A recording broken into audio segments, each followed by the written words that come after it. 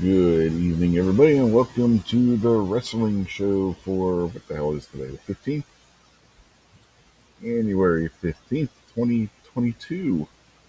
So far in here tonight with us is, as always, the co host of the show, the Kingpin himself, David Bowling. How are you tonight? Good evening, everybody. And also with us tonight is the anti wrestling person who decided she was going to, I guess she stole Snobby's link, Stacy, aka Mystic Guns. How are you tonight? I'm good, and of course I stole Snobby's link. He's not here, Uh, so I mean, it's only fair. He uses your link all the time. On. I know, right? So, how much snow are you expecting, Kingpin?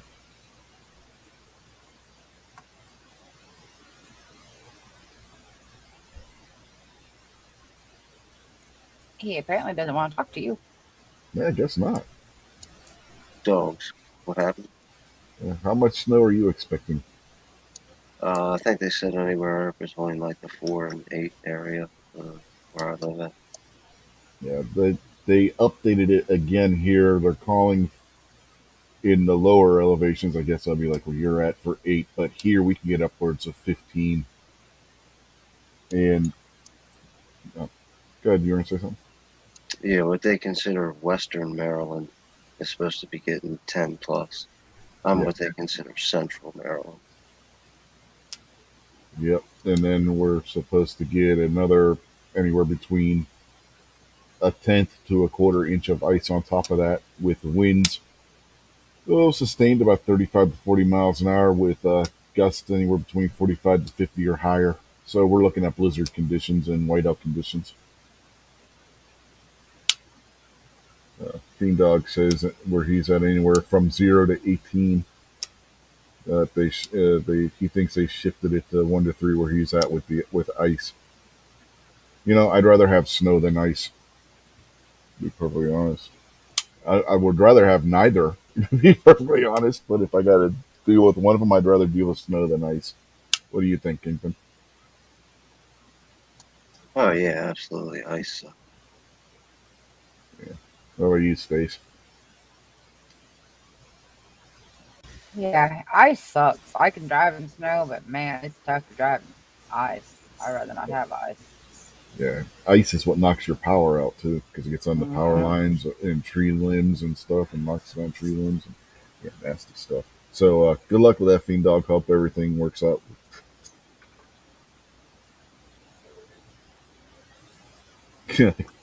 Yeah, I'm about to comment on that one. Yeah, would rather be on a beach with yeah, like how Moose spent his Christmas time in the Florida Keys. Lucky bastard. So, hey, now we got the introductions out of the way, and we talked a little bit about the weather. I guess we can get to our first topic. Have either of you seen the nominations for the Gundies this year? No, I haven't paid attention to that since like 2 years ago or whatever. I'm surprised Snob's not nominated this year. He was. He just didn't go on there to do didn't sign up for it. He's still going to. So he didn't accept his nomination? Is that what you're saying? Yeah, he got nominated. You get to email the paper and you fill it out and stuff, but he decided not to do that this year because he could still go either way. All right. Well, we got a tie-in that covers, and we're doing this to be on the safe side. I was actually going to cover this tomorrow night, but with the winter storm, I'm not sure what our internet situation is going to be tomorrow night. So I figured since this one also ties into wrestling, we can cover it tonight as well. So let me screen share, And we're going to give once we're done talking about this topic, we're going to give the audience a chance to vote on who I vote for today for this category. So we're going to share this, and you see this? You guys see in my screen? Yep. All Yep. right. So we have three professional wrestlers that are nominated for Pro Gun Celebrity of the Year in the Gundies this year.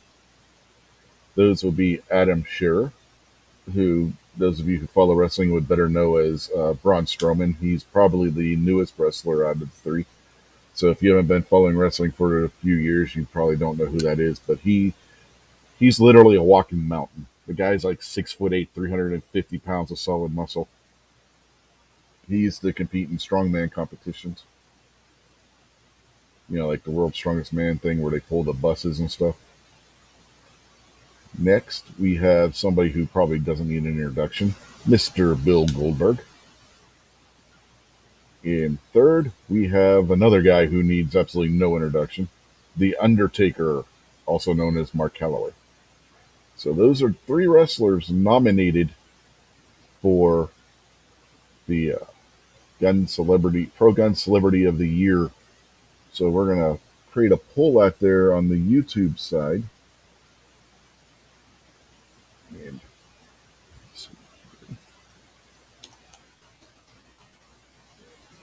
I'm gonna spell his name wrong.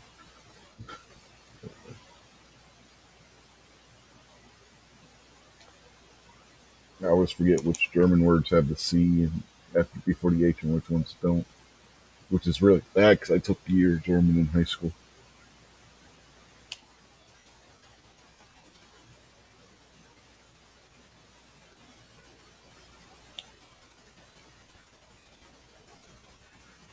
All right, that should add the poll. So who am I supposed to vote? It would have helped if I had put a question, wouldn't it? Let's see if that was it. There it goes. Okay. Anyway, the idea of the poll is who do I vote for the Gundies? I don't know if I can edit that. I can end it and redo it, I guess. So let me do that. I'm going to end it and re-enter it since I was an idiot and forgot to put the question.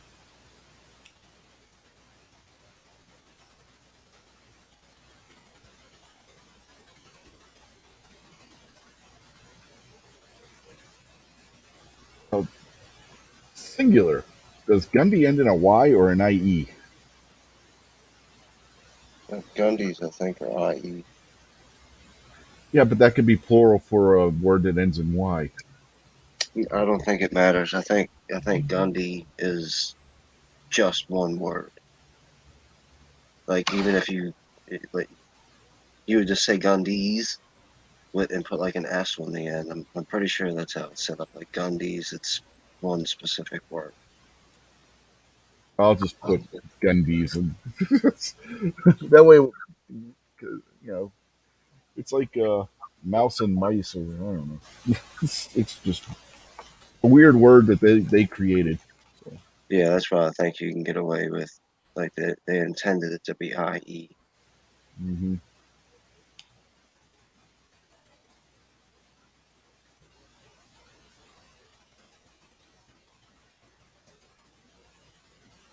I will say that to this point, I have been voting for Adam Shearer, but I'm going to give the crowd the option this time. Well, the crowd would like to know how each of them are actually 2A.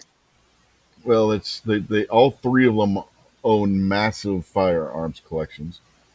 Adam Shearer's family and friends are partners in a gun store in his native North Carolina, and they but all three of them on their Instagram pages and stuff have posted pro gun posts on Instagram and other social media accounts that they've had in the past. So, as far as their actual political contributions and stuff on that front, I'm not sure. But as far as their social media and stuff, all three guys have posted pro gun stuff. So there is that. Um,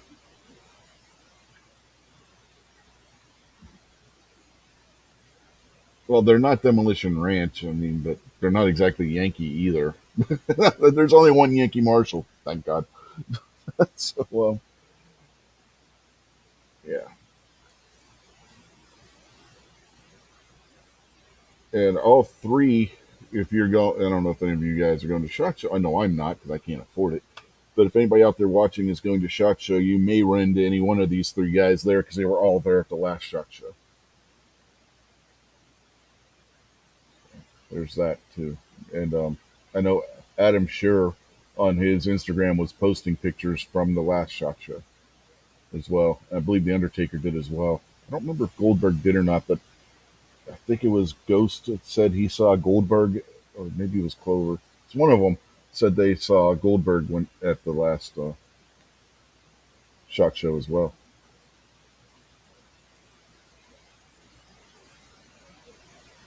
Now we can check their profiles. We're going to look at their. I can pull up their profile and see what they have on them here. That's former strawman. Well, they don't tell you much in their in there, do they? Basically, just tells you exactly what I just told you as far as Strowman's concerned. So let's see. Go back. Profile.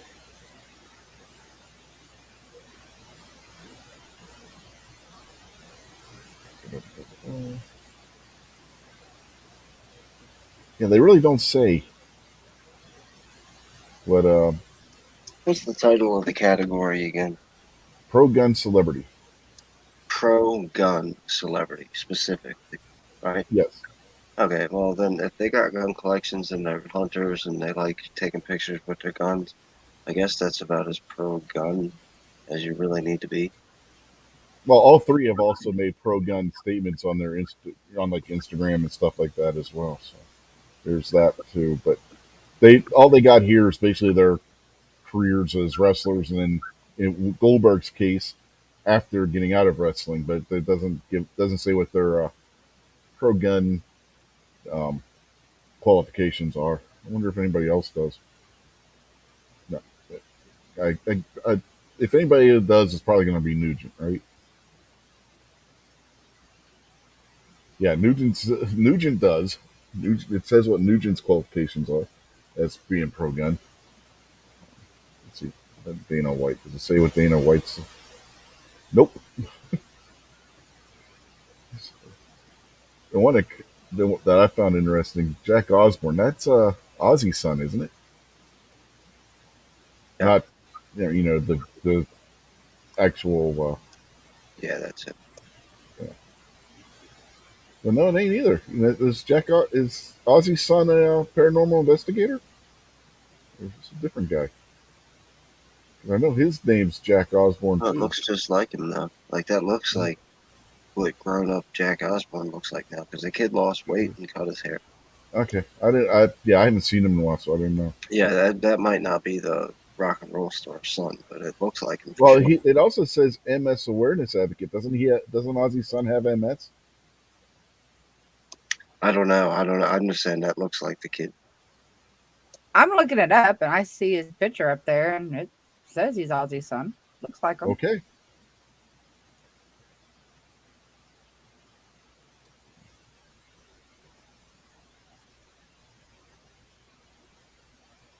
You got two. Looks like two UFC fighters too. You have the woman over here, then you have the other guy up.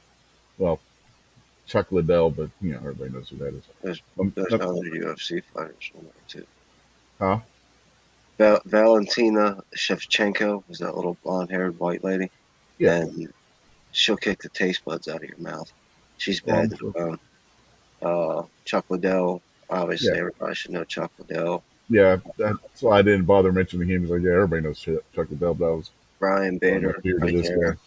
Yeah. He used to fight a long time ago. He's kind of like old man fights now, but he's not in the UFC anymore. And then Okay. Dana White and Yeah. by Dana White. proxy Joe Rogan. Yeah. Joe. Yeah. Joe Rogan too up here at the top. Let's see. Does it say what his qualifications are? 'Cause this is one that caught me off guard. But I wasn't expecting Post Malone to be listed because I really don't know anything about the guy. except that he's a rapper. But no, it doesn't really. It says that he has interest in the firearm industry and has a large collection of firearms. Yeah, that dude's like a multi-millionaire. So Uh huh. he's probably got a stacked gun collection. Yeah. You know who you know who would be interesting to see on this list? Would have been Eric Clapton. Eric Clapton has a huge gun collection. He has said in concerts and stuff for people not to give up their firearms. That one of the reasons he moved from the United Kingdom was because he couldn't have his guns over there.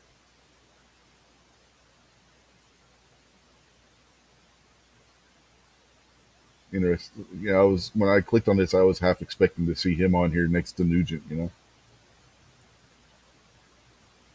another one will be Tom Araya from Slayer. I don't know if you ever saw where he went on the rant over in I think it was Switzerland about them not giving up their firearms rights and fighting for more firearms rights. And he said that he's going around it. I mean, it was on YouTube a couple of years ago.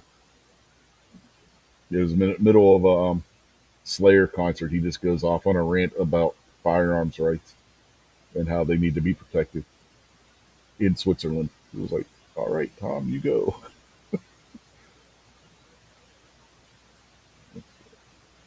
Well, everybody's voting. We figure out who to vote for. We're gonna go through our see who's out there.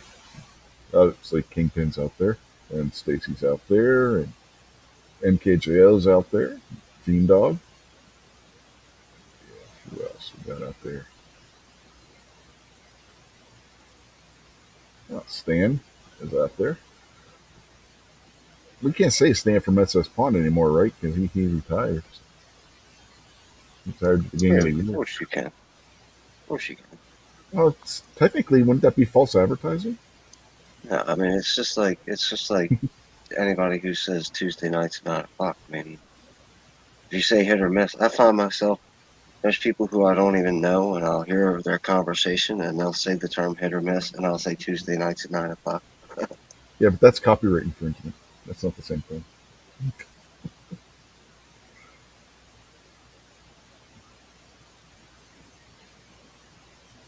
Anyway, if you're out there and you don't say anything out in the chat, we don't know you're there. So, so far, the Undertaker is winning the poll with 5 votes in. So,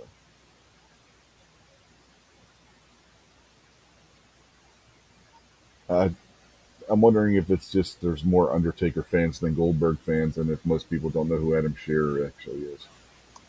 I voted for the Undertaker just because I figured he'd probably have the most diverse collection. Uh, he's probably a good bit older than Goldberg and clearly older than this other bald head dude. So he's probably got some Milsurp stuff. He's probably got some old collectible stuff, and he's probably got some modern stuff. Where I think the big young dude's probably got dead horse types of ARs. Nothing against a nice AR collection, but probably just a whole bunch of modern weapons. Oh no, And he's you got know, Goldberg's just drives around in a bunch of tanks with machine guns. Adam Shearer. He's got some old guns too. I mean, he's got a sizable collection of his own, and he's the guy. If you remember when we were talking about the one gun when I think it was it Nighthawk or Wilson Combat, the one gun that they had released. It was a 1911, but it was like a commander size 1911. That when he was holding it, looked like he was holding a shield in his hand. He's got pictures on Instagram and stuff of him shooting like old school style shotguns and stuff. But, yeah, he's not just into new guns; he likes the old stuff too. Not Bucks out there, and Goldberg and the Undertaker are about the same age, by the way. They're only a couple of years apart. Undertaker's not that much older than Goldberg. Goldberg got into wrestling late because of his football career, whereas Undertaker didn't have a football career, so he got into it earlier than what Goldberg did. They're both in their early to mid 50s, whereas Adam Shearer's, I believe, in his 30s. Yeah, I mean, he is definitely younger than the other two. and the vote has changed. We now have 17% for Adam Shear, aka uh, Braun Strowman, who is now going also by the new ring name of Titan. 33% for Goldberg, and 50% for The Undertaker. And my God, YouTube's math is right for once. So that's where we're at right now in the polling.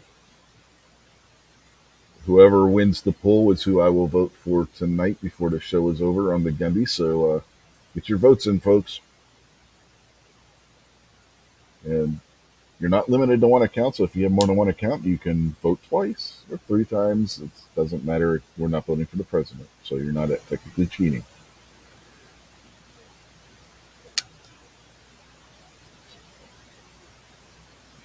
I think, leave this open. I'll just stop sharing it. Come back over here. All right, so I think we've got that covered for now. Remember, get your votes in before the end of the show. Before we play the outro, you will get to see me actually put the vote in so that you guys know that it got done. And if I forget, Kingpin, remind me. There was something I wanted to do last week, and I forgot before we ended the show, and I don't remember what it was now either. So, but anyway, oh, I forgot to close the poll last week. That's what it was. I don't remember if it was this show or this week unloaded, but after the show, I realized, oh shit, I never ended the poll. Yeah, that didn't go well.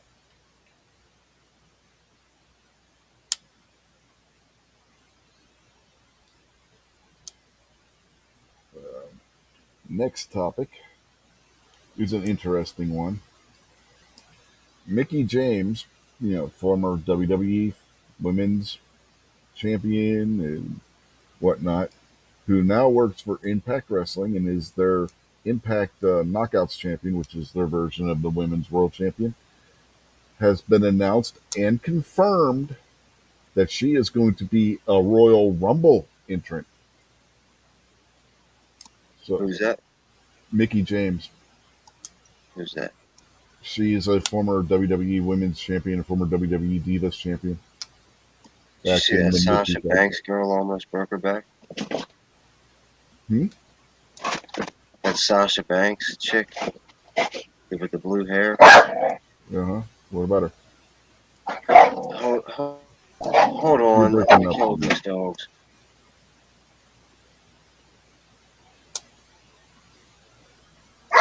That Ric Flair chick gave her a backbreaker and jacked her up real bad.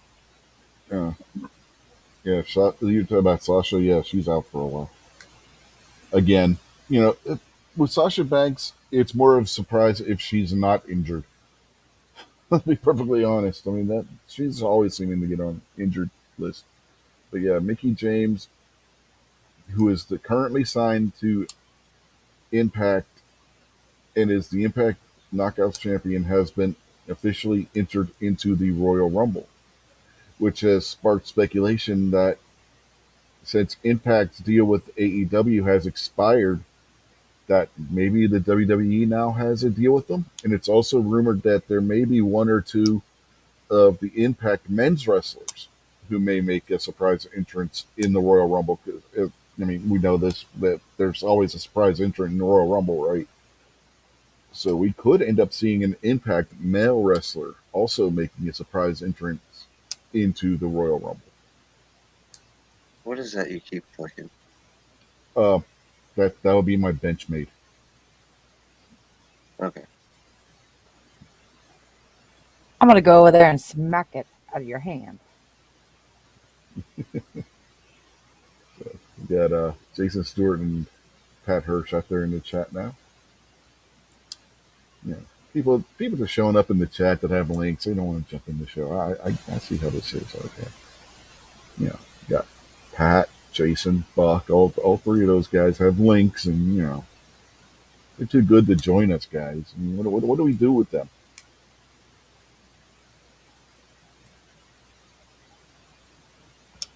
I already told Jason he doesn't miss me enough because I told him he needs to come on the show. Jason only does shows with Ohio people these days. Oh, is that how that works? Yeah, they all found their Ohio clique, and they don't hang out with us anymore. No, you're too good for us now. And I thought he loved me. I was so wrong.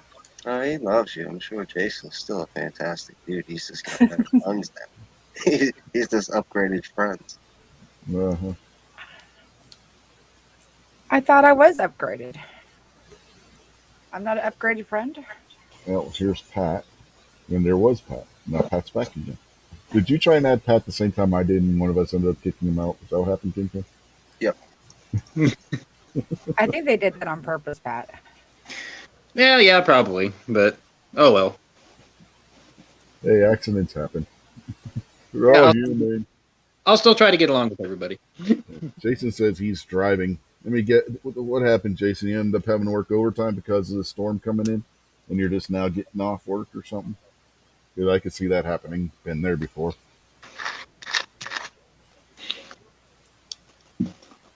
Yeah, I've been there plenty of times. Yeah, and for you new people that entered, there is the deal with the poll at the top. Is whoever wins this vote, which right now is tied between Goldberg and The Undertaker at 43%, with Adam Shearer, a.k.a. Braun Strowman, bringing up the rear at 14%.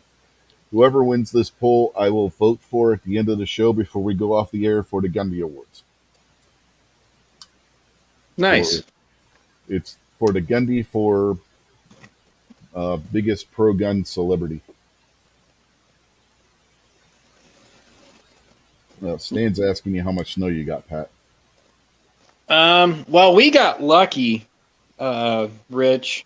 We just got grazed, and we got like an inch, but most of it was out east, clear over by like Lincoln and Omaha, where it really fired up, and then is going down your way.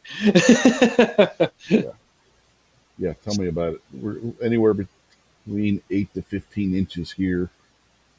Yeah, I know. When you told me that on the other chat, I just about shit my pants, and I was like, "Oh, damn! I do not wish that amount of snow on anybody." Well, it's not so much the snowfall amount; it's also the wind and the wind speeds. We had the same wind. Man, it was atrocious. Just horrible. I went and cut a couple of trees off fence lines where my bulls were at. It just knocked them plumb down. We've had 2 windstorms in a row now, and I've got firewood for the next 2 years now, I think, with all the trees I've cut up in the last 2 months. You gotta let that stuff age, man. No, this was all dead stuff that had just got knocked over. Oh, okay. It finally had enough. It's Yeah, all that took it over. When we lived at my wife's grandmother's house, we had live trees fall. We had to let that stuff age. A couple Oh, years. At least 1 year. At least for a year. Yeah. Sure.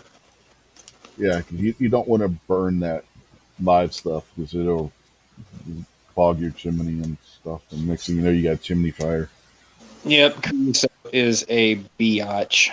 Uh-huh. So not only has Pat jumped in, we've also been joined by Buck. How you tonight? I'm doing good. How's everybody doing tonight? Not too bad. So, what was your situation with the storm that's affecting most of the country there, Buck? Did you guys get anything down there? I don't think we have. All we have is rain all damn day. Supposed to switch over to snow here before too long, I guess. Okay, so you haven't been hit by snow yet, then? No, not yet. So is it supposed to change to freezing rain and then to snow, or just go straight to snow? As far as I know, it's supposed to go straight to the snow. Well, They that's don't know good how anyway. much we're going to get, So. That's good anyway. I mean, snow's not too bad. It's the ice that's a bitch. Yeah. 2008 or 9, when we had the ice storm up here, and it just knocked out. It took down those great big high transmission lines, Mhm. 6 lines together, and just crumpled them like they were tinfoil. Yeah. If it was the same storm we had, Pat, it was 2009 when we had ours. Yeah. Yep. The same one that rolled. It came straight out of the northwest and went straight through Nebraska into Missouri, and ugh. Yeah, it God, was bad. that I was working ambulance then. I was working dispatch then. It was horrible. Yeah. 2012 when we had that, but they were calling it a land hurricane. Then they changed the name to something else. I don't remember what the other name was, so I just still say land hurricane. When that came through this area, we almost had a tree fall on our bathroom. Mm. Let me guess, it went right beside the window. Yeah, it went right beside the addition to the house. Again, this was on my wife's grandmother's house after her grandmother died, and we moved in. That was 2000. We moved in. I believe it was 2011, and then the next summer is when that land hurricane hit, and it almost took out the bathroom, which was in the new addition. That'll pucker your sphincter a little bit. Yeah. Well, my son and I were outside. We're watching this thing coming in towards us. My wife's like, "What is wrong with you two assholes? Get your asses in this house now!" We're just standing out there in the wind, getting blown all over the place, watching this giant, massive black cloud. You know, in the movies when something evil, like an earth-destroying evil, is coming in, that the That heroes of the movie have to fight, and you see this really dark black cloud in the sky. That's what it looked like. Yep, that's exactly what it looks like. At least that's one thing that Hollywood got right. When you know there's something nasty knocking at your front door, it is black and it's got a bow echo on it like nobody's business. Yeah, and the winds are picking up, and you just see this massive black cloud with no borders. It just goes all the way across and back over the horizon, and all you see is this massive, just you got nice blue sky, and then you got this nasty black cloud coming straight at you. Yep, it's a lot like rednecks and tornadoes. Man, we just cannot turn away from it. We've got to watch. Yeah, it's like, yeah, because we've never had anything like that in the Northeast in my lifetime, right? This is the first time.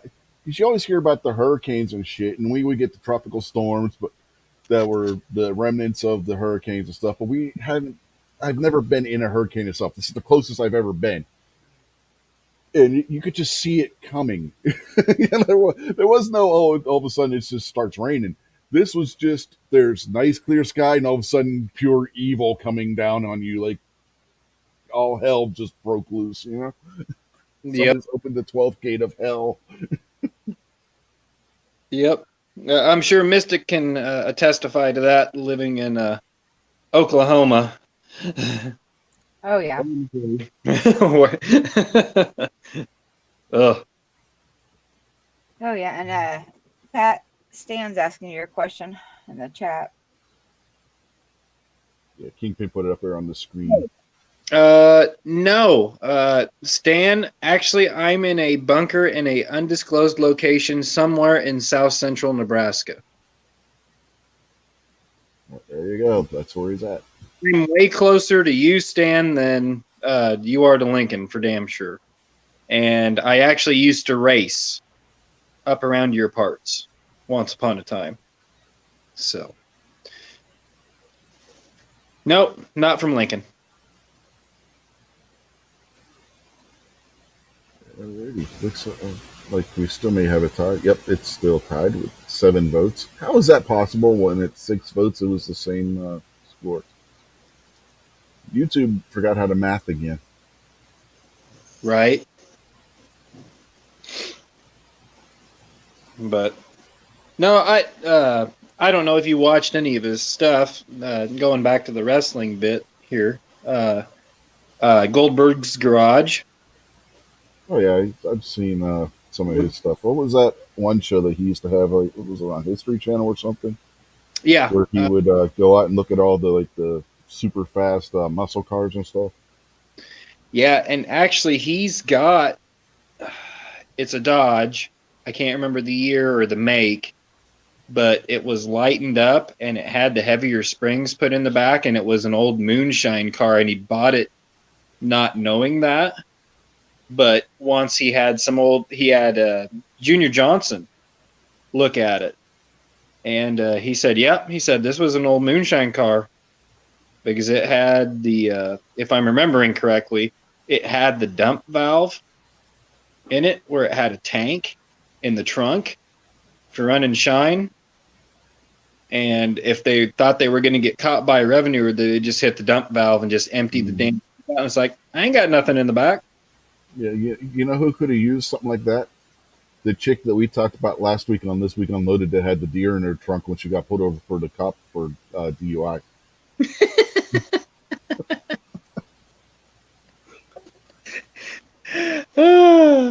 That's still hilarious. That's some straight up Tommy boy shit right there. Mm-hmm. Yeah, we were talking about that last night on Guns and Barbecue's fill-in show for Gary. Yeah, I didn't get. I literally jumped in right after that, if I remember right. Yeah, that. I still get a laugh out of that one when I think about it. Especially the pictures where they show the guy actually like cradling this deer, walking it across the street. Well, I'll tell you a quick story here, kind of along the exact same lines. My mom had whacked a possum over the head outside because it was getting the outside cat's cat food, and she thought she had killed it. So she threw it in the back end of Dad's pickup, and he was going to dispose of it in about 10 or 15 minutes. Anyway, he gets going down the gravel road, and he's just going to pitch it in the ditch, right? Because it's dead. You know, just let a coyote or something eat on it, or the vultures. It was in the middle of the summer. And he grabbed onto that damn thing's tail and went to go pick it up, and he damn near got bit by that possum. Mom had knocked it out and hadn't killed it. Yeah. When the place we were living in before we moved to my wife's grandmother's house, we had 2 adult possums get into the building, and I had killed both of them with one of my swords. Later on that day, we hear what sounds like small animals crying. We look in the crawl space underneath. There were 3 baby possums. I done killed mommy and daddy. That was a bit of a The downer. rest of them? What was that, Kingpin? Did you kill the rest of them? No, we captured them and took them to animal control, and they took them to one local zoo down in I think it was Winchester. They took them to raise them.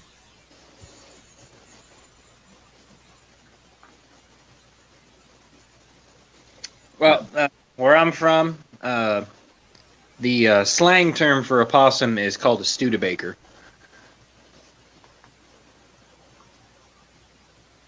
And why is that? Okay, well, I'll fill you in. It was either 1952 or 1953 Studebaker that had this ugly bullet nose right in the middle of the grill, and it was really pointy, and it looked a lot like a possum. And one of my friends told me that here about 5-6 years ago, and I'd never heard that, and I about died laughing. He goes, "Oh, there's a Studebaker," and I'm like, "Hey man, those old Studebakers are a classic. Come on, they don't look anything like a possum." Yeah, my uncle had one like that. I think it was a 53. Yeah, I think so. I mean, don't get me wrong. I mean, I love the old Studebaker cars. They were cool, especially the Stars, those little 2-door ones that were really low to the ground. It looked like a little sports car.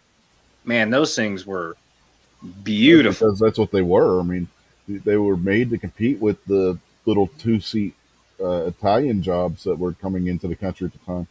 And the Corvette, that's what the Corvette was made for too, was to compete against the little Italian and British 2-seat sports cars. Yeah, and we had one until Dad sold it. We used to have a junkyard, and it was clear back up in the trees, and he had a Studebaker Star, and I can't remember what it had for an engine or anything like that, but it was complete. I mean, the interior was rotted out in it, but as far as like the body and the frame and the engine was, everything was still there. All the tires had been set up on blocks, and it was my uncle's, and he had parked it out there. Uh, he sold it to a local gentleman about 60 miles away from here.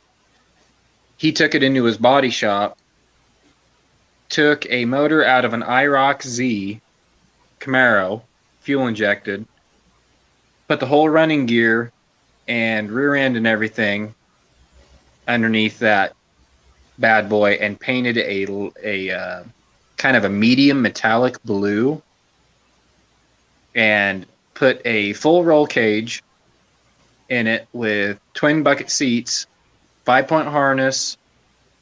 And he did it up really nice. I wish I still had the pictures. But man, when he got done with that, it looked like a nasty little road racer when he got done with it. And he did it up right. I mean, everything was just beautiful on it when he got done. That thing was a road racing little. It's still around. I wish I had the guy's number. I'd call him up and tell him to send me pictures of it again. But it's won a couple car shows and stuff. But the guy owned his own body shop. He took his time, and did everything right to it. So, yeah, those are beautiful old cars. Yeah. For MKJO's question, a sword. A sword, MKJO. Yeah. Not only do I have guns, I also have a couple swords. What kind of swords? Let's see. I got Sharp ones. yeah. With the pointy tip. Yeah. The one I used to dispatch them was what's known as an archer's sword. It's a shrunk down version of the classic knight's longsword or broadsword. With the crucifix hilt and whatnot. That would have been the type used by that would have been carried by an archer as their sidearm in the British military, the English military. Sword? What was that? The short sword? It's not quite a short sword. The blade's longer and thinner than what a short swords would be, but it's a little bit longer than a short sword. But it's not quite a full size broadsword either. Okay, I got you. Yeah, Talking about now. Yeah, but that's what I used on the possums. I also have a ninja sword. You weren't acting like a ninja when that kitten flipped your ass down the stairs, did you? What now? You weren't no ninja when that cat tripped your ass on the stairs.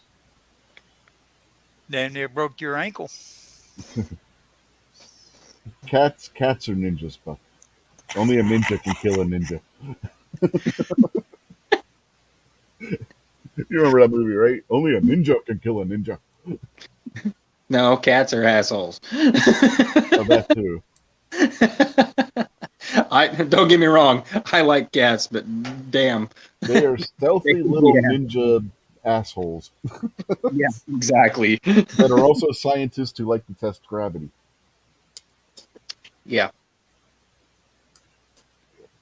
And I got the one collector sword, which is Kit Ray design that has like his signature and stuff etched into the blade. But that one is is a broadsword. It's made out of high carbon spring steel, but it's not one that you want to go out to your local medieval fair and decide that you're going to enter the jousting contest with or anything. Because it is an actual collector's item. Right. But yeah, those are the three swords I currently have. I also have a dagger, which is got like a crystal handle on it and stuff around here somewhere.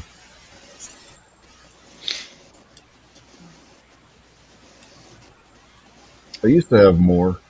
I used to. Don't anymore, thanks to my mother. The one I really could kick her ass for is the katana, but we've been through that story before, and I'm not getting into that again. Every time I do, I get pissed off. Yeah, I hear you. But anywho, uh, yeah, I put my vote in for Goldberg just because. Uh, Thank you, Pat. So did yeah. I. Well, thank you, Buck, for that one because I don't know. I met the guy once. They were this was early in his career. Uh, they had an event up at the Carney Viero Event Center, probably about good 75, 80 miles away from here where I live, and I actually got his autograph. And no, he just seems like a down to earth guy. So he just loves America, loves muscle, loves guns. So how much more America can you get than that? And up to this point, I had been voting for Adam Scherr because, for about the same reasons you said for Goldberg. To be perfectly honest with you. And they're all that way, and I Yeah. understand that. It's just I don't know. Just for some reason Goldberg just appeals to me more than even the Undertaker. Even though the Undertaker is, the Undertaker's the Undertaker. I mean, he's awesome in his own right too.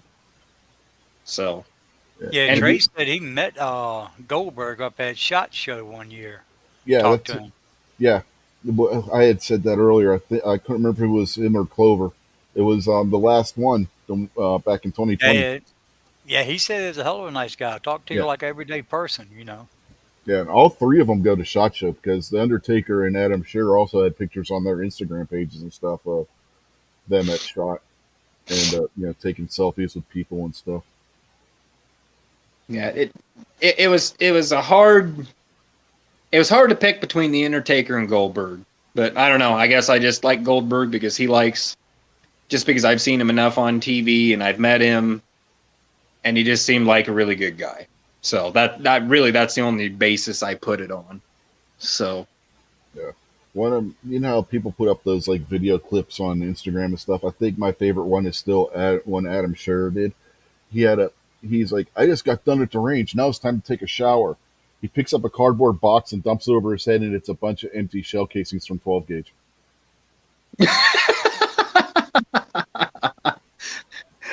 nice. And there's another one of them. Keep Pretty in mind, good. it's the guy that's like 6'8" tall and weighs like 350 pounds, and he's solid muscle. Going down his brother-in-law's, I think it's his brother-in-law's kids. It's somebody's kids. They had their slip and slide set up, and they were at like a picnic with the family and whatnot.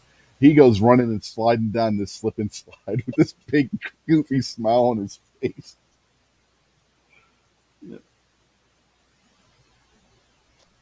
Well, you got to like anybody that will help entertain the kids too. So Yeah. Have you ever seen the Instagram pictures that the Undertaker posted of the safe his wife, who was also a former wrestler, got him for his birthday? I think it was a couple of years ago. uh-uh. Okay, you know the old classic Western bank vault? Mm-hmm. Yep. It looks like one of those. She had it custom made for him. Oh, nice. The door on it was big enough for him to stand in it, and his head didn't touch the top of the vault. Now, keep in mind, Undertaker's what? Between 6'10" and 7 feet tall, depending on who you ask. Yeah, 6'10", 6'11", right around in there. That gives you an idea of the size of this gun safe she got him. Jeez, he just about double stack. Yeah, and the door, it looked just like one of those Western gun vaults. Western bank vaults that you see like in the old, westerns and stuff, where the guys are robbing the bank and what have you. It's exactly what it looked like. Kind of cool looking.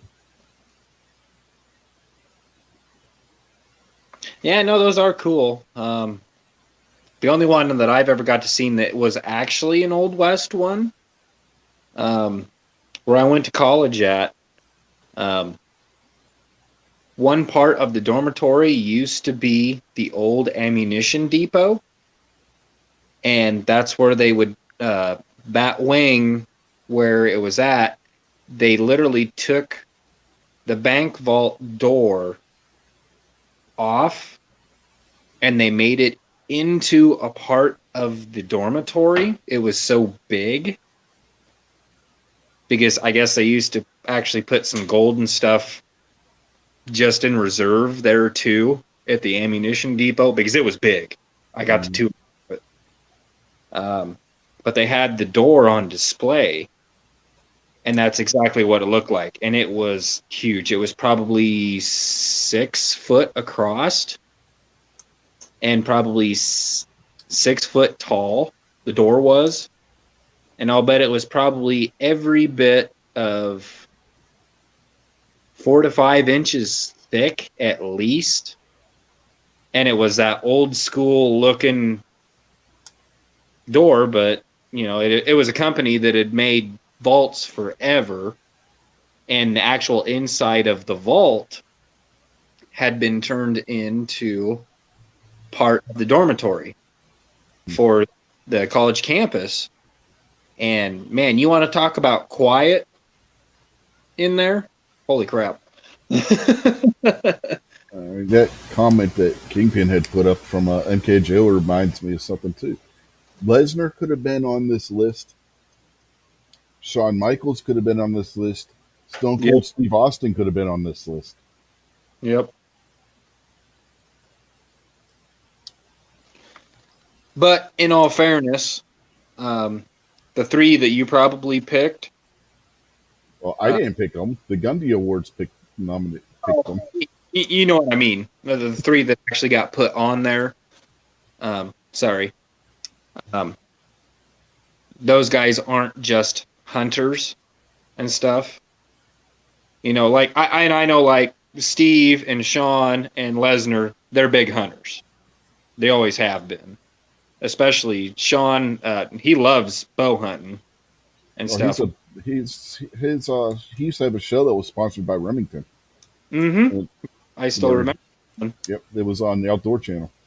Yeah, and I thought he always did a pretty good job representing the outdoors, hunting, being responsible and everything. So I don't know why they got rid of him on that. Because Remington was running out of money. They were filing for bankruptcy. Yeah. He lost his primary show sponsor. Right. I'm surprised somebody else didn't pick him up. Is it what I'm getting to? Because another guy I'm surprised wasn't on there. He's not a wrestler, but Joe Montana. I was shocked that he wasn't on that list. Yeah. Well, shit, he's been on what, Midway USA for. Yeah, he's got his own show sponsored by them where he talks about the old guns and stuff. And he was the one episode was just on one of his family's guns, if you remember. Yep. His great grandfather's shotgun. It's he did not a whole episode about it. And it's damn it, what the hell's the name of his show? It's not Tales of the Gun because that's the old. That was on History Channel. Shit, I can't remember now. If you said something. I used to watch it all the fucking time. I know, so did I. I probably still have a couple episodes recorded of it. He's still sponsored by Midway. Damn, that's gonna bug the shit out of me now. I know. What are you trying to figure out? He's been a big gun advocate for ever. We're talking about the gun show that Joe Montana used to have, or still possibly does still have, that was on the Outdoor Channel. Gun Stories. Yes, there you go. That's what it is. Gun Stories. Yeah, he's had some interesting guns on there, and like I said, the one episode was him talking about his great grandfather's shotgun that was it his brother, I think, owns it now.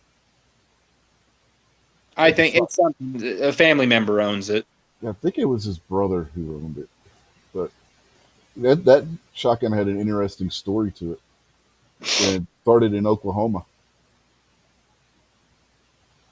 So you remember he was at his family's old ranch in Oklahoma when he was telling the story. What's left of their ranch. 'Cause the Yep. years haven't been too kind to it. It was all the buildings were all dilapidated and falling down and stuff, but their family still owns the property. Yeah, it happens. It Hmm. does literally around here too. So unfortunately, but it does happen. Yeah. Anybody who wants to look for that show, it's Gun Stories with Joe Montana, also known as Fat Tony, the mob boss from The Simpsons, in case anybody forgets. Yeah. No, he's always been a good advocate for gun owners and Yeah. stuff. You know, You ever watch Criminal Minds, the FBI? every single episode. Okay, you know the gun that Joe Montana carries on the show. That's his personal 1911. He owns that firearm. That's his daily carry gun. He would load it with blanks and carry it on the show. Nice.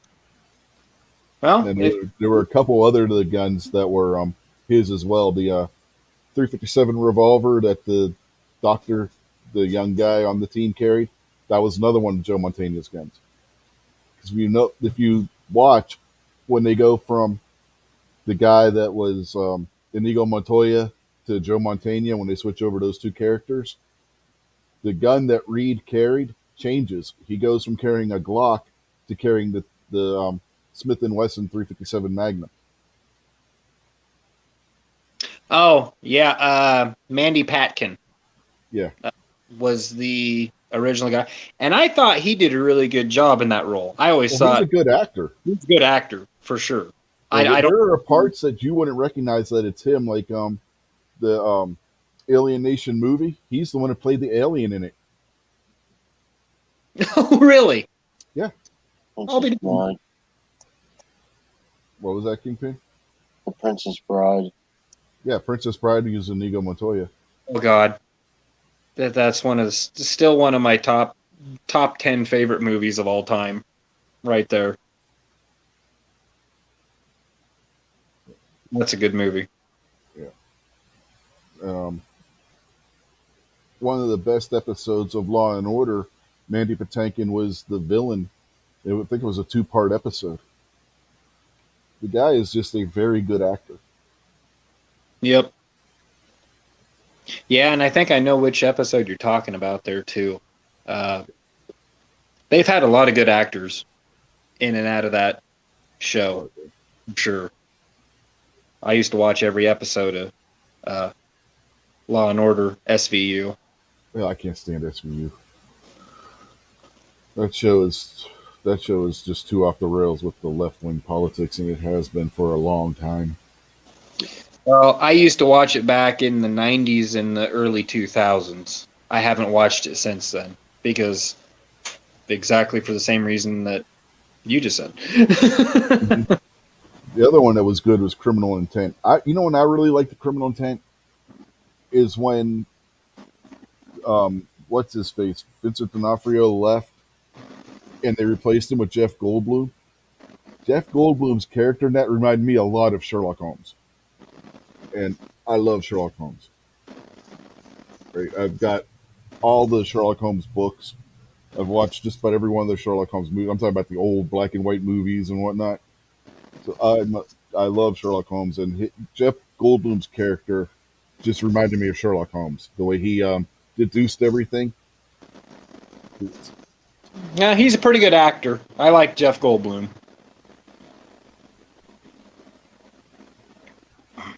As far as his acting chops go, anyway. Mm-hmm. All right, I'll be right back in a second, fellas. MKJO says his wife watches Criminal Minds a lot. Yeah, my wife used to watch that constantly too. It wasn't a bad show. I mean, Granted, they didn't get everything right when it came to the investigations and all that kind of stuff and the laws and whatnot, but it was still a good show. You know, they got a lot more right than what they got wrong. You know what I mean? I mean, it is Hollywood, so they're going to get some stuff wrong because of time constraints and whatnot. Full Metal Jacket, where he blows his head off, and then he was wearing an Edgar suit in Men in Black.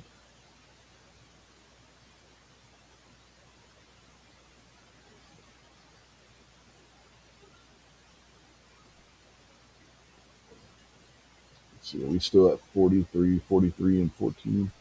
Yes, we are. Still with the 7 votes. Well, that's kind of like because that's true crime kind of stories there, Stacy. You know, it's not quite the same thing. Hey, I'm just saying it makes really, really good research. You learn what to do and what not to do. Just saying. Just putting it out there. Yeah, I know, but when you go to school for that, when you're in school for that kind of stuff, and that's what your degree's in, I don't want to watch that shit. My friend's wife watched that Discovery channel. The channel where it's always about the wife that tried to kill her husband for Yeah, insurance Investigation money. Discovery. And man, everybody's always done the same 4 or 5 scams, and no one has ever gotten away with it. Mm-hmm. Well, that's why, because everybody's done the same 4 or 5 scams, so they know exactly what to look for. That's what I'm saying. Like every once in a while, I'll be up there chilling with them. I'll be like, wait a second, didn't we already see this episode? And she'd be like, no, that was the other lady that tried to kill her other husband the same way that the other lady that tried to kill her other husband, they got caught doing. And I was like, oh, okay. So in other words, it should have just been a repeat. Mm-hmm. Yeah, it's one of those things: wash, rinse, and repeat. Because they all do the same stupid shit, and that's why they get caught. You know, it's like the criminals that they're dealing drugs out of the project, and then drive a goddamn Cadillac Escalade and wonder why the police are watching them, and then they eventually get caught because you're doing stupid shit.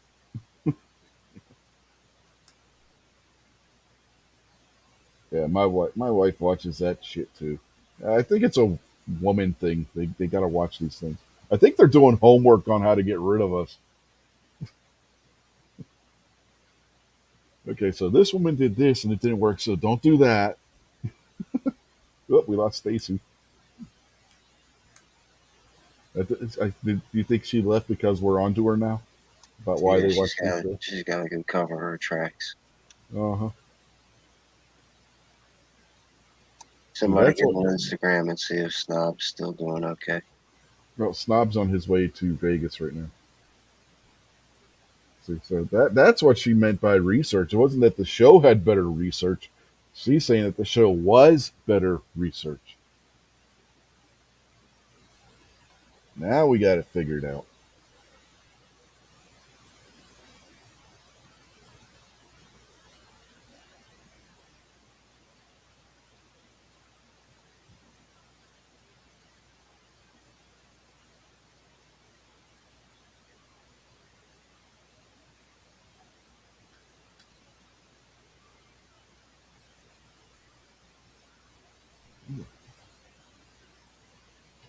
Well, I don't think she's going to kill Gary. Gary's in the car with him. No, I can Collateral damage. You know, Gary's in the car as protection. That's Gary's basically Snob's human shield. Though earlier over on G23 show in the comment section, she did say she sabotaged Snob's truck so he wouldn't make it back. Hmm. The plot thickens. Or as Sherlock Holmes would say, the game is afoot. She's playing the long game. Okay, you can have a couple more fun days, and then it's over. Uh-huh.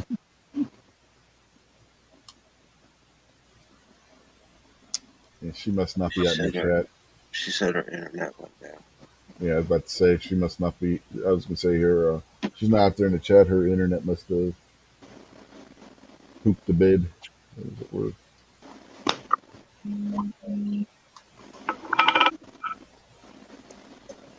yeah, I don't know why I didn't say shit the bed. I mean, I've sworn umpteen times in the show before this, and now I'm censoring myself. What the hell's with that?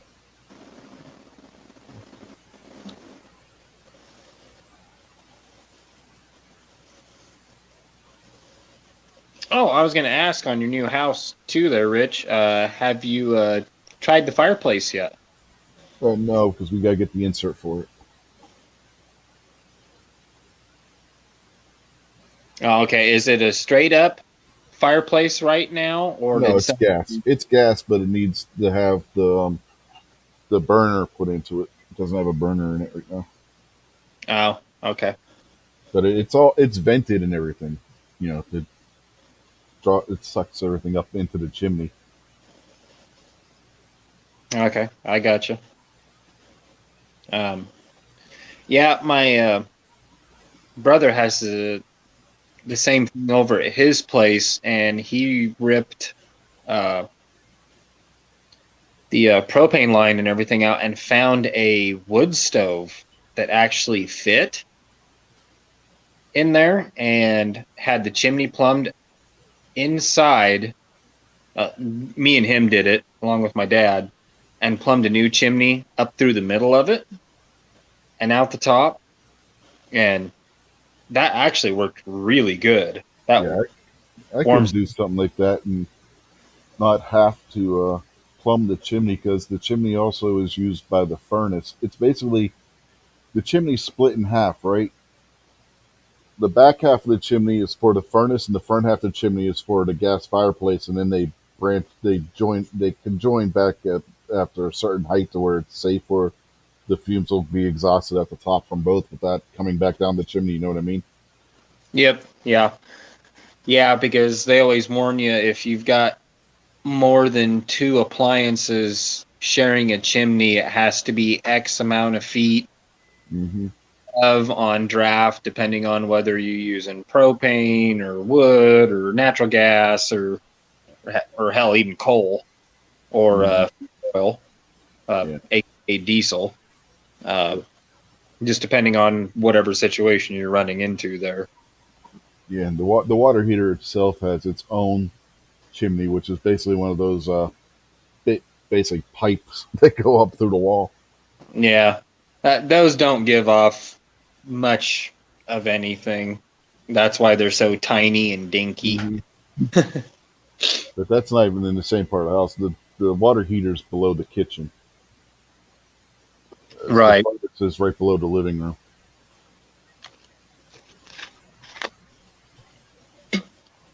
Yeah, because like uh, when I installed mine, I've got a Lenordica Rosa reverse down here in the basement now, getting it finished.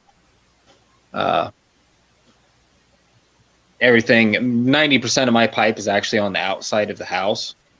I just went out through a window and uh, plumbed it all out, and I've got a heat exchanger and everything on the inside to get more heat into the house, and uh, that's all double wall, 6-inch, insulated pipe, and just to make it as safe as I possibly could. I could have gone single wall with the size of the stove that I've got, but I was like, nope, double wall insulated.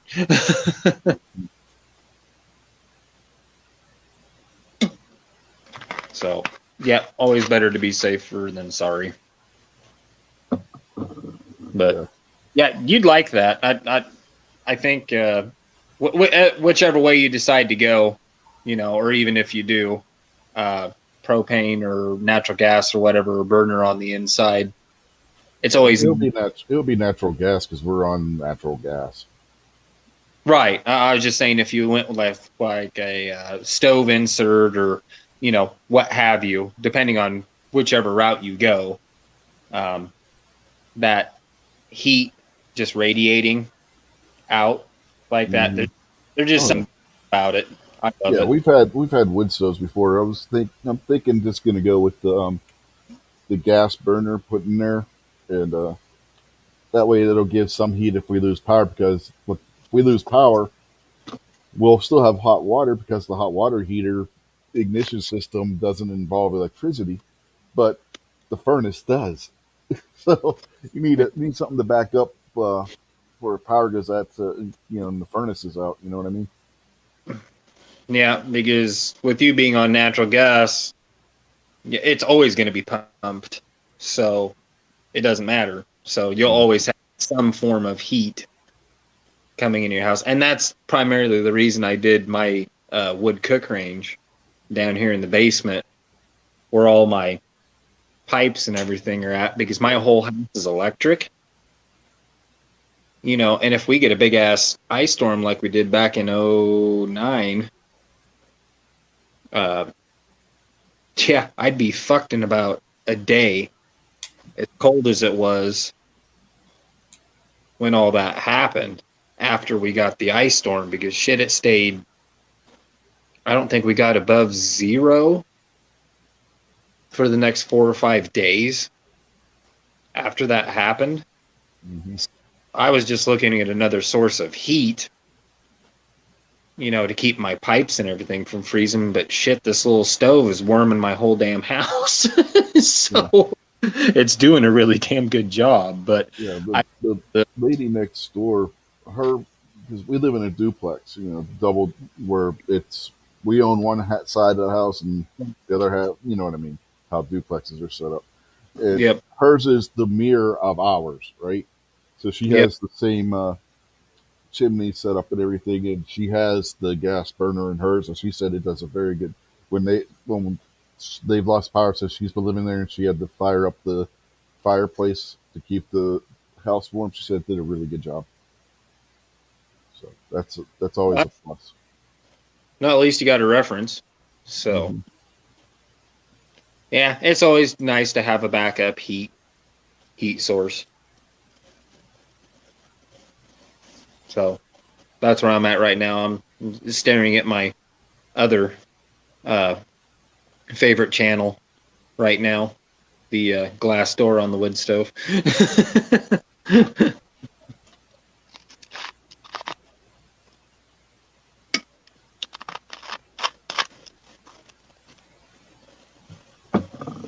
So, any of you guys happen to watch Arn Anderson's podcast?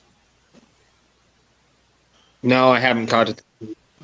No, me neither. Yeah, it's on Saturday mornings on YouTube. They were showing the episode where the breakdown where Ole Anderson gets kicked out, because they were showing the entire month of, I think it was February back in '87, because that's what they were talking about. And man, it's hard to believe that was 30 some years ago. But him and Tully were just going at each other. It was kind of like Man, the situation with Ric Flair and his kid. Remember where Bischoff and Flair were having the feud on Nitro because Flair wanted to go watch his son Reed wrestle, and Bischoff told him if he goes, he's fired. It's the same storyline. WCW did that storyline for a second time with Flair and Bischoff, because you watch the falling apart and the kicking out of Ole Anderson from the Four Horsemen being replaced by Lex Luger. It's the same storyline. The reason why Ole was getting kicked out of the Horsemen was because Ole went to go watch his son in a wrestling tournament. And he wanted more time off and stuff to do that kind of thing, because Ole was getting older by that point too.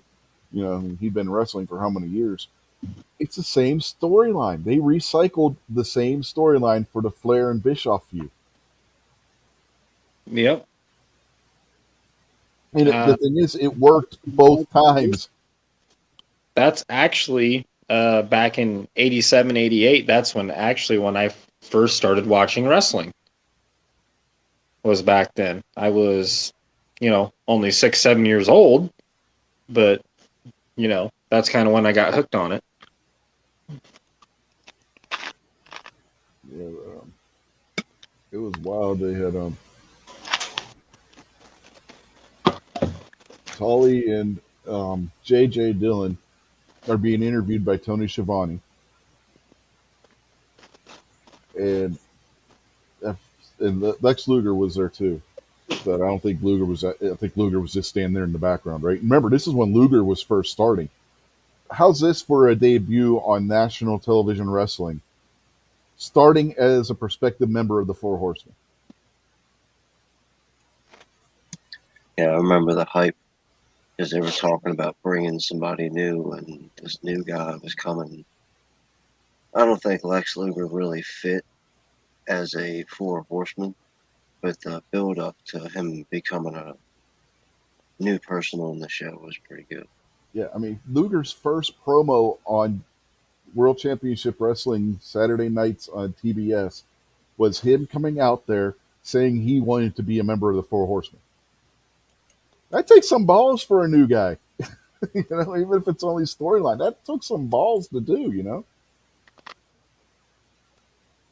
got the Yeah, I kind of agree with Kingpin. Lex Luger didn't make a good Four Horseman. no, No, he didn't. no, but it was still an interesting way to debut somebody.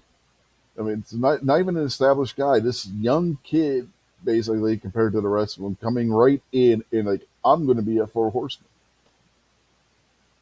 Like, whoa, you want to dial back that ego some? But Right. His name, wait a minute, dial back the ego. His name was the Narcissist. well, that was in WWE, and that was Vince McMahon. That was I thought that was his name. nope. Lex Luger, the That was in WWE. That was after he left WCW to go over to WWE. That, didn't he have? I thought he had the same type of name like that. no, it was he was the total package. The total package. That's the word. Okay. And he didn't get that until a few weeks later. JJ gave it to him. Yeah, I forgot. Yeah, JJ Dillon gave him that name in a promo.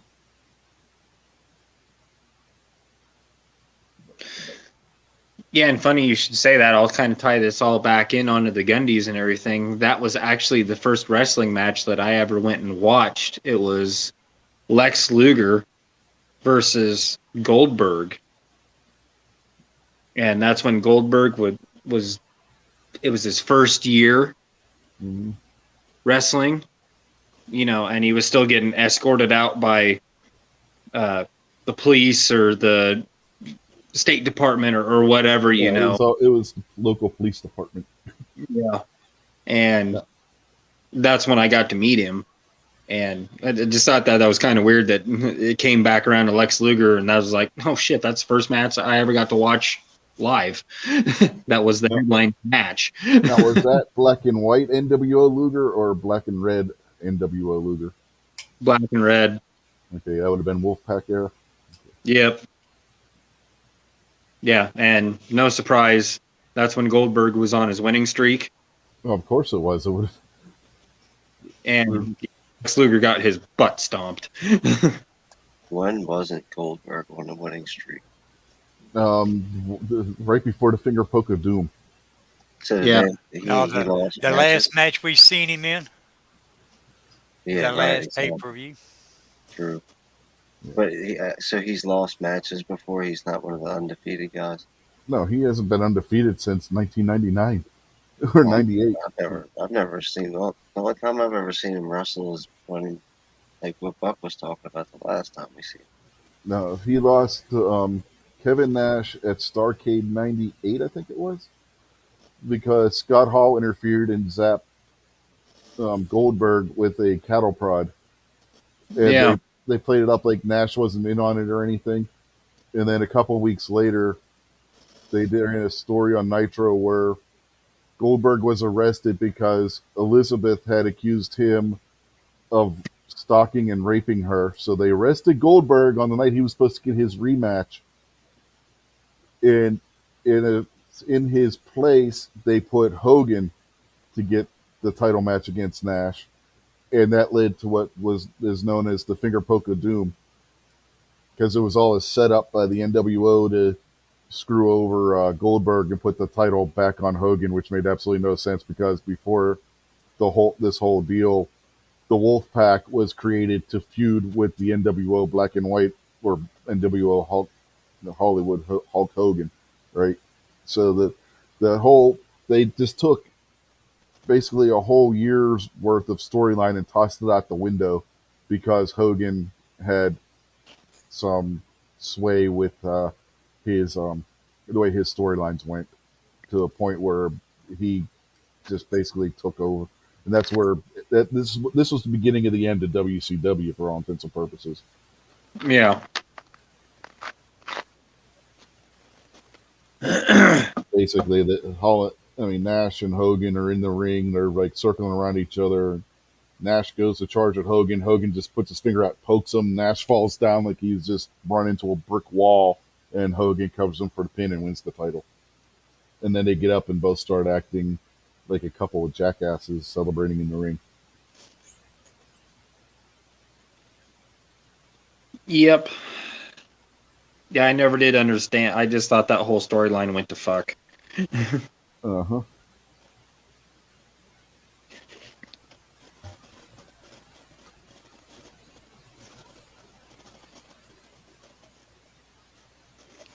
Yeah, you can't win them all on the storylines, I guess.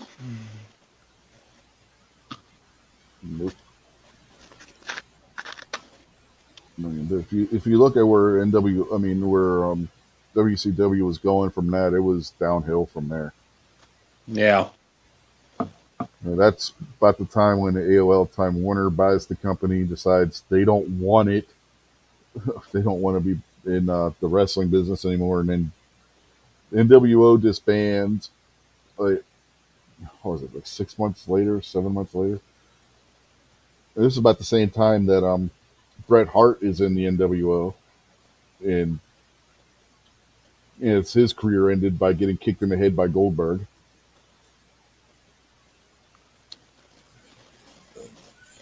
Which caused him the serious concussion, which led to the other health problems Bret Hart eventually would run into. And they reformed the NWO as the NWO 2000, led by Jeff Jarrett, of all people, who never really was anything in the NWO to begin with. And it was just bad. It was Yeah. really getting bad at that point. I forget, Rich, you'll probably remember this off the top of your head. When did they have the fucking draft? I can't remember when they had the draft. When who had the draft? When they brought the WCW guys over to WWE when that company folded. Oh, hell, there wasn't any draft at that point because it was all still one thing.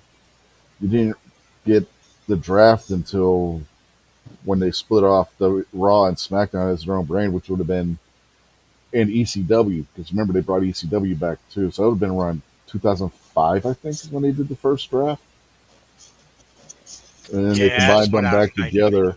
And then they brought them back together, and then they split them back apart a few years ago. So now, remember when WCW finally went under? Yeah. And they brought some of those guys over. Yeah, they had some of them they brought over right away because the guys agreed, and some of the other ones they had to negotiate new contracts and stuff with. Right, but remember that big spiel when gosh dang, how do I put this?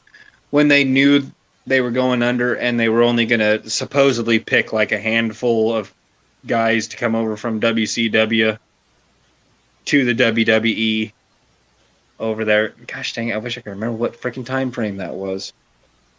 Well, there was a exodus from WCW in '99.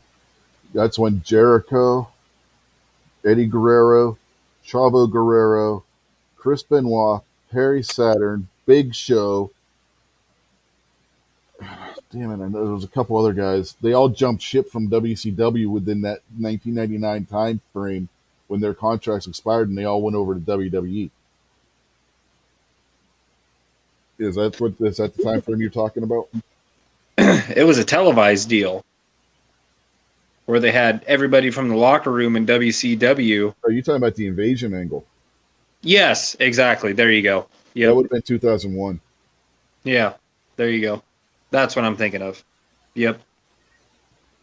And yeah, MKJO. Yeah, Jeff Jarrett's the guy that played El Kabong, whacking people over the head with a balsa wood guitar filled with baby powder. Yep. Him and the honky tonk man. Well, Yep. Honky Tonk Man didn't use a balsa wood guitar. You could see the way it broke. Honky Tonk Man was using a plywood guitar. Jeff Jarrett was using a balsa wood guitar. No, balsa wood is the stuff that they make the little airplanes with the wind up rubber band propeller out of that you used to buy for like $1 or less at the local drugstore. Or the rail racers, the CO2 racers. No, we didn't build those out of balsa wood. Those were made out of poplar. The, I was in the CO2 racer club in middle school, but no, Uh, balsa wood is super light and fragile. yeah, that's on the regulations in Nebraska for the CO2 racers. It had to be balsa wood. So Yeah, we use poplar. yeah, so you had to. It was definitely yeah. And I Yeah, won I mean, balsa wood with a CO2 racer, you're looking at one race and your car's broken.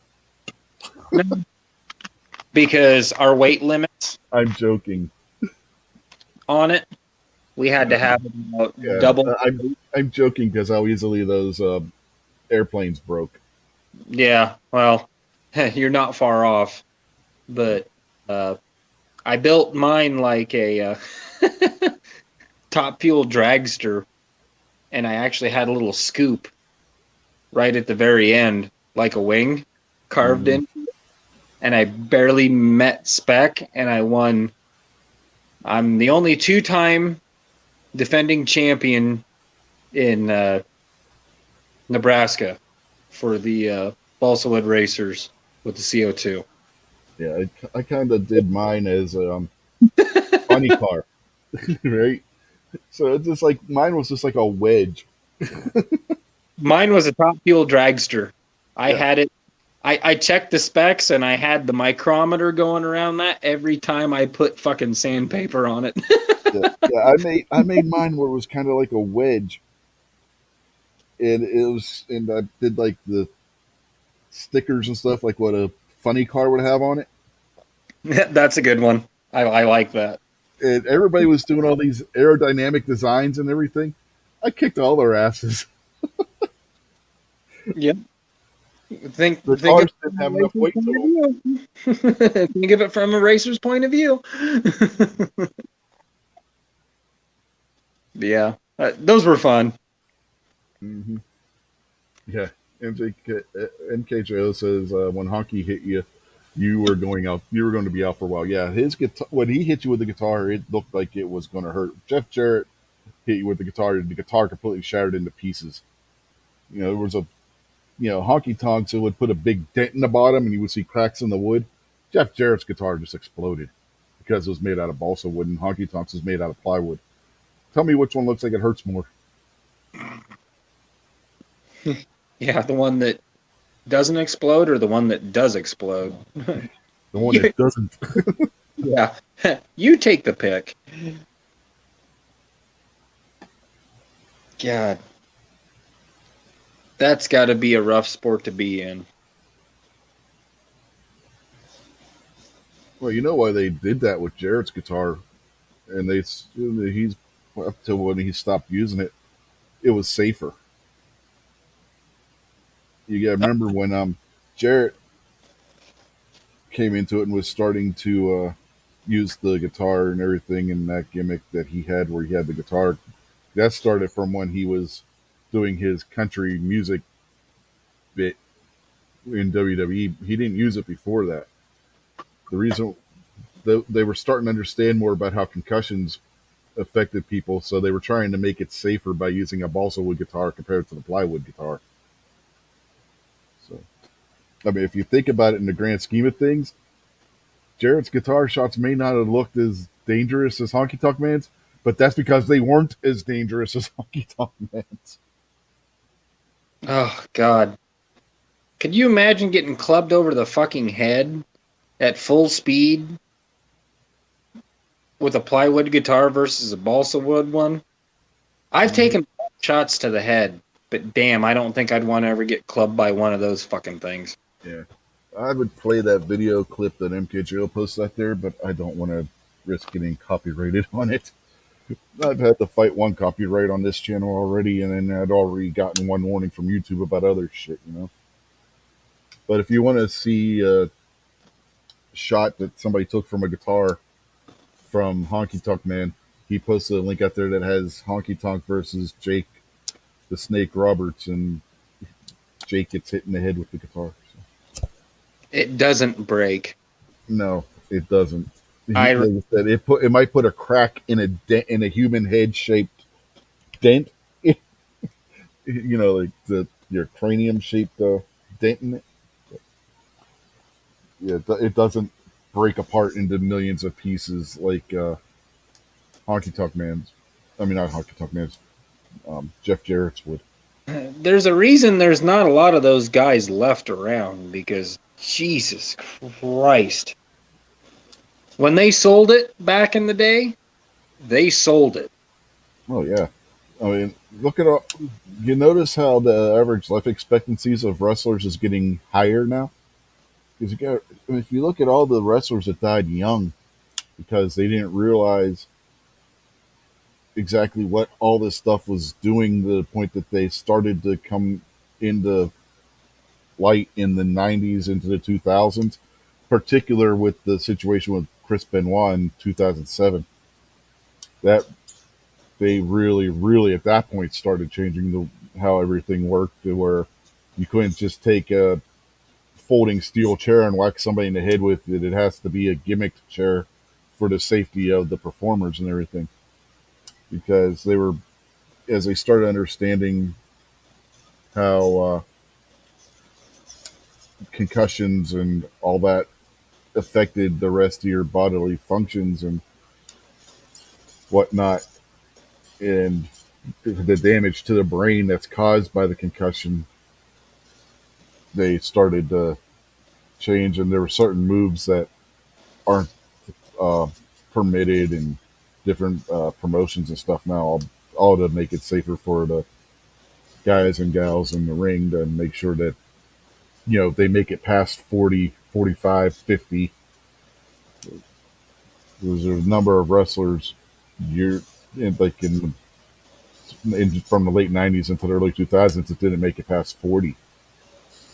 You know, uh, Brian Pillman, Yeah. um, Owen Hart. Chris Benoit was just over 40 when what happened with him happened.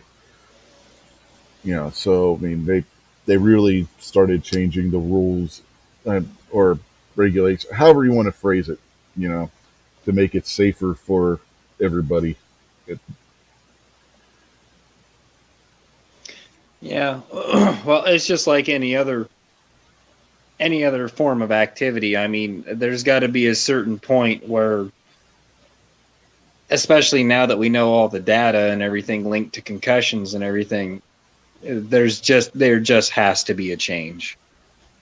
Whether it's football or wrestling or, because shit, you don't want to see anybody turned into a freaking vegetable by the time they're 50 years old, or have irreparable damage that it screws them up so bad that they, shake like a fucking leaf or take their own life or, and unfortunately and it's about like the same way from all the soldiers coming back from war and stuff. Now that we know so much more about head trauma and everything, it's the same thing. I mean, taking blows to the head, whether you didn't get whacked in the head directly or explosions or anything else. I mean, your brain gets rattled. Mm-hmm. Oh, Ric Flair and Arn Anderson have both said on their podcasts that it's amazing that they are still alive. Yeah, and then you look at some of those guys, just like you said, those older guys that were from the 60s, 70s, and 80s that are still alive and can still function and are pretty decent. And it's like, how in the hell did you make it through all that? There's a guy in New Japan, I can't remember his damn name. He's Ric Flair's age, and he still wrestles on occasion. He was just at Wrestle Kingdom Wrestling, the big, basically New Japan's version of WrestleMania. Yeah. We lost Stacy again.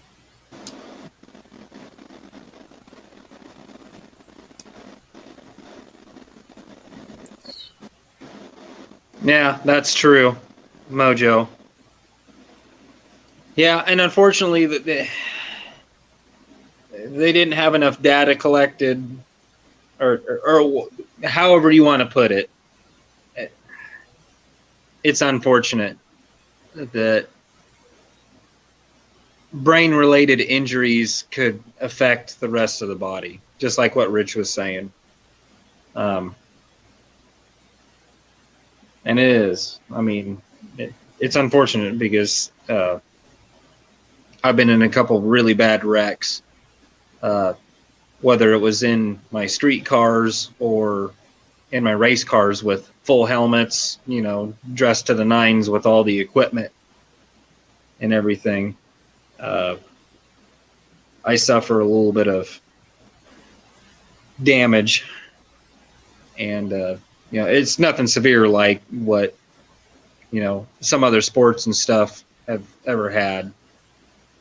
And I'm not even putting myself on that same plane, but I've got some lasting a little bit of tremors and stuff just from accidents in vehicles and racing and stuff. So yeah, it affects the whole body. It's just not your brain and how you think and everything. It affects the whole thing. Yeah. That's like when I was playing high school football. I mean, this was early 90s. And oh, yeah, Jesus. You'd come out of the game because you felt woozy. You very much probably had a concussion, but they didn't, you sat out a couple of plays until you got your bearings back and you went right back in the game again. Today, Yep. if that happens, you're not going back into the game. You're probably not going to play for a couple of weeks. Yeah. Yeah, and it was scary. That's on every level. High school, college, pro. It's the same kind of rules now. Where Yep. if you're showing signs of a concussion, you don't go back in the game and you don't play for a couple weeks. You're sitting on the bench. Yep. It takes a lot longer for the brain to heal from a shot like that versus the rest of your body. Yeah, and can't you exactly smelling salts. Here, take away for this. Oh God. Yeah. What was it? One of the last games I played. I was a sophomore in football, and one of the and I'm not a big guy, not by any stretch of the imagination, but one of the on the high school level, I was still playing JV, but they didn't have anybody else for right tackle, for right guard. The guy that I filled in for was 150 pounds heavier than me, and he had an equipment failure that the ref made him go to the sidelines, and they subbed me in, and the guy that was across from me at least had 100 pounds on me. And I did everything I could to get that guy stopped, and I was only in there one play, but he landed on top of that goddamn football helmet, and it felt like it crushed my head in two. And jeez, that was probably one of the worst ones I ever had. Yeah. And You know who had a hard head? Fucking Curtis Martin. You know how I know? His damn helmet popped my shoulder out of place.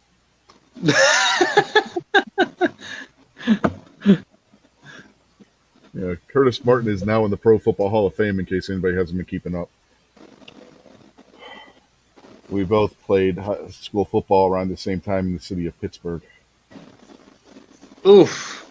Yeah, he was. I think he was a senior at the time. I was a freshman, but I was on the varsity team because I was the punter, and somebody gotten hurt. It was a leg injury, and they needed somebody to go in on. It was either a dime or a nickel, and on JV I was a safety, so I got thrown into the game, playing a kind of hybrid safety in a.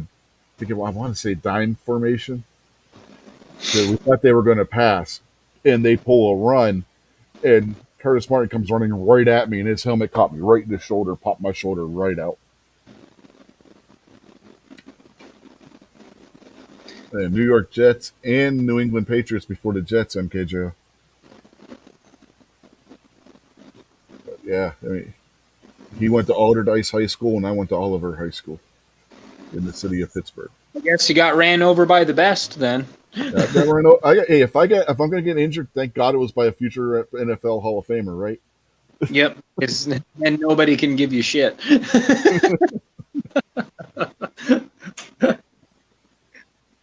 Yep, that's exactly right.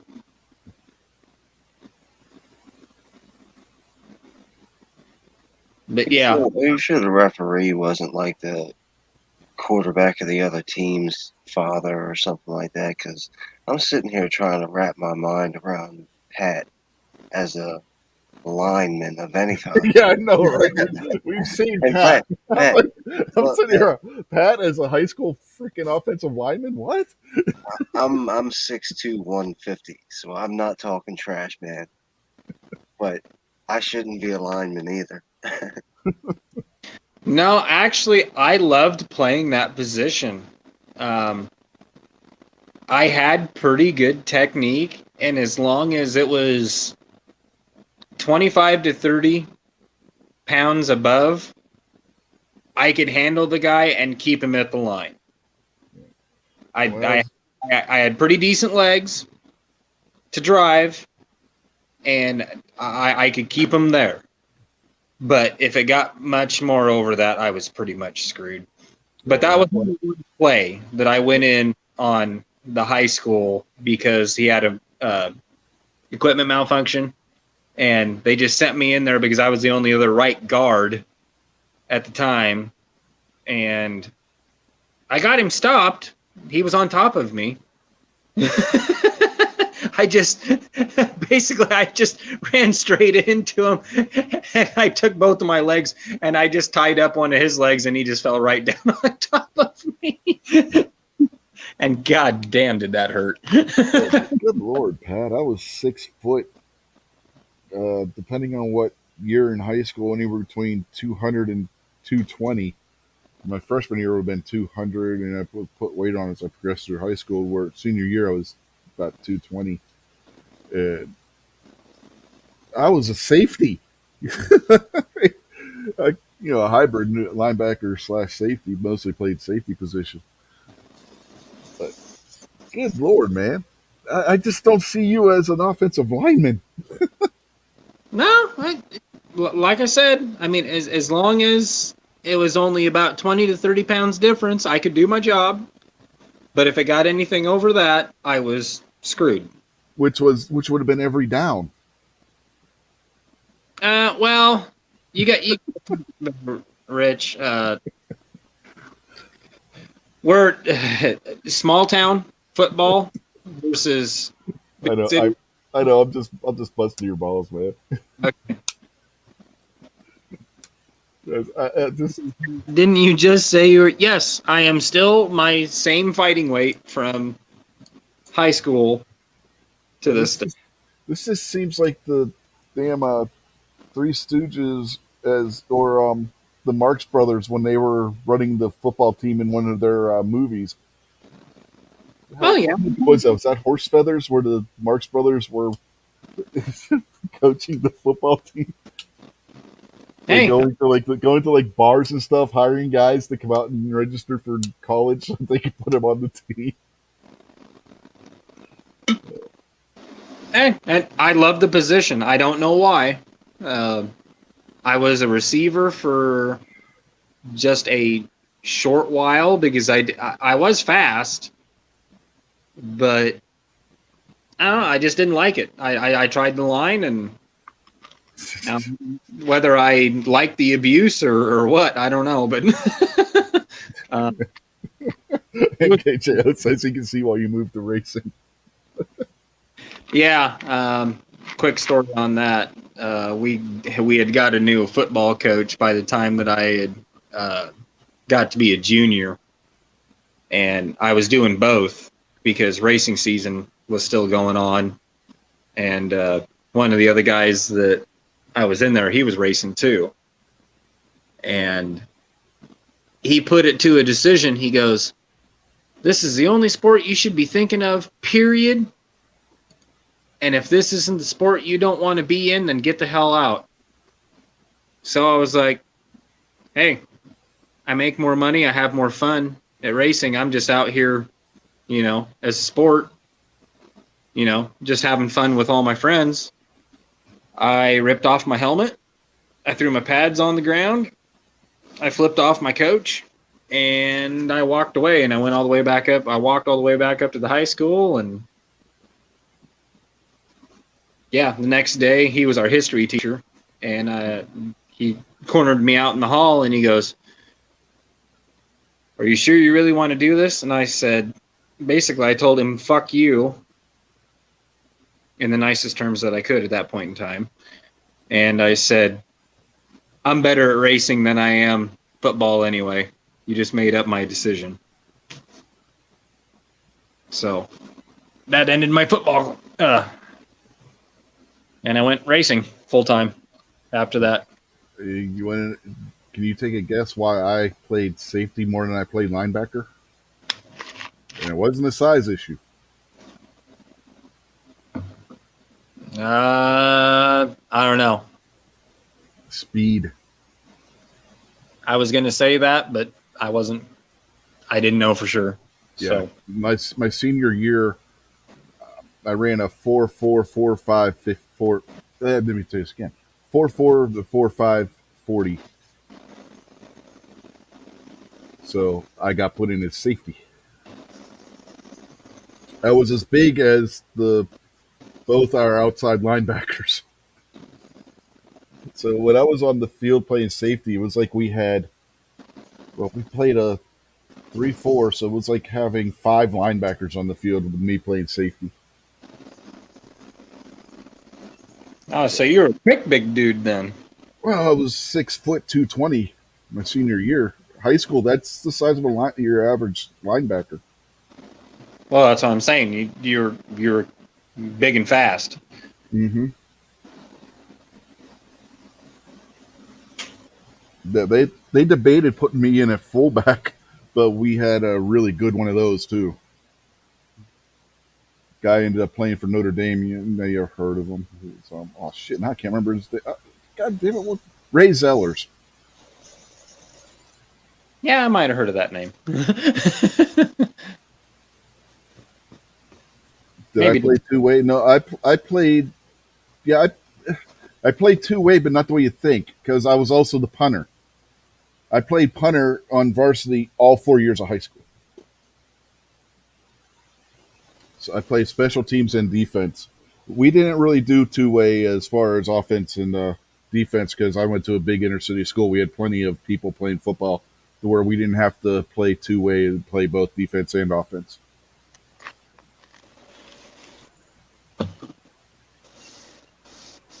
Yeah, well, like I said, they debated putting me in at fullback, but they didn't really need another one. Yeah, the depth was already there. Yeah, depth was there. If somebody would have got hurt, they mainly toyed around with the idea with me practicing at fullback some in practice in case somebody did get hurt, just for the added depth. But they came to the final determination that it wasn't necessary. So I just stayed on defense.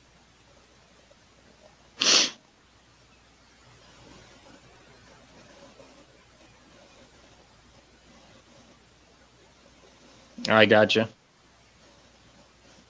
And what I think what they liked was my versatility because they could play nickel and dime with me in there at a defensive back position and still be able to play the run effectively.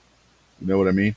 Because we still would have had three Yes, able to catch. linebacker type size guys on the field. Yep. Still being able to catch the run, Mm-hmm. especially on the outsides. Mm-hmm. Yeah, because on the dime, I would be playing like middle linebacker, but I could also play coverage. You know what I mean? Because you would have the two linebackers outside positioning in a dime with everybody else being defensive backs, along with you had what two offense? It would be two defense down linemen, two linebackers, and everybody else was defensive backs. So they would put me in that center defensive back. Because if you remember, in a dime, you basically have the defensive backs like in an arch formation. Yep. So I would be the middle one. That way, if there was a run, I could play as a middle linebacker and get up there, and that's exactly how I hurt my shoulder my freshman year. Took a helmet right to the shoulder. Actually, that might have been sophomore year now that I think about it. Anyway, it was one of my first 2 years in high school. We're talking like a long time ago. So my memory of what year it was maybe off one or two by a year, but it was either freshman or sophomore. I know I wasn't a junior or senior yet because I was thrown in there because somebody, like I said, somebody got hurt. I was the backup at that point as far as the defense was concerned because the way the way it was the rules and stuff were structured, I could play varsity, but only if I was in a backup position. As a freshman, I couldn't be the punter, or I couldn't play just special teams. I had to have an actual position, even if it was just on the depth chart, right? Yeah. So because I had an extremely strong leg and I had played soccer in middle school, they put me in as the punter. Gotcha. Sorry, reading the question down here at the bottom. Did you hit all the dirt? Pat, did you hit all the dirt tracks around the country? No, I didn't go as far as I wanted to. I was in Nebraska, Kansas, South Dakota, Missouri, and was dang near all the way out to Colorado one time before the races got rained out over there. Yeah, we used to travel quite a bit. It was a lot of fun. We were one of the top guys at that point in time in our region, and used to build modifieds for a company around here, and had a lot of success with that too. They were IMCA champion one year and runner-up twice in the United States. So I had a lot of fun doing that, and I had a good career in that. So racing and race car building, being a chassis guy, setup, tires, everything. Yeah, that was my life for quite a while. You know what was real fun in high school? What's that? I didn't play one football game a week. I played two. My freshman and sophomore years. No, you were playing JV and Uh-huh. JV as starting safety and varsity as punter and like third string safety. So yeah, I was playing Friday and Saturday nights. Yeah, and I know why they only play one football game a week in the NFL. Let's just put it that way. Yeah. I'll be right back.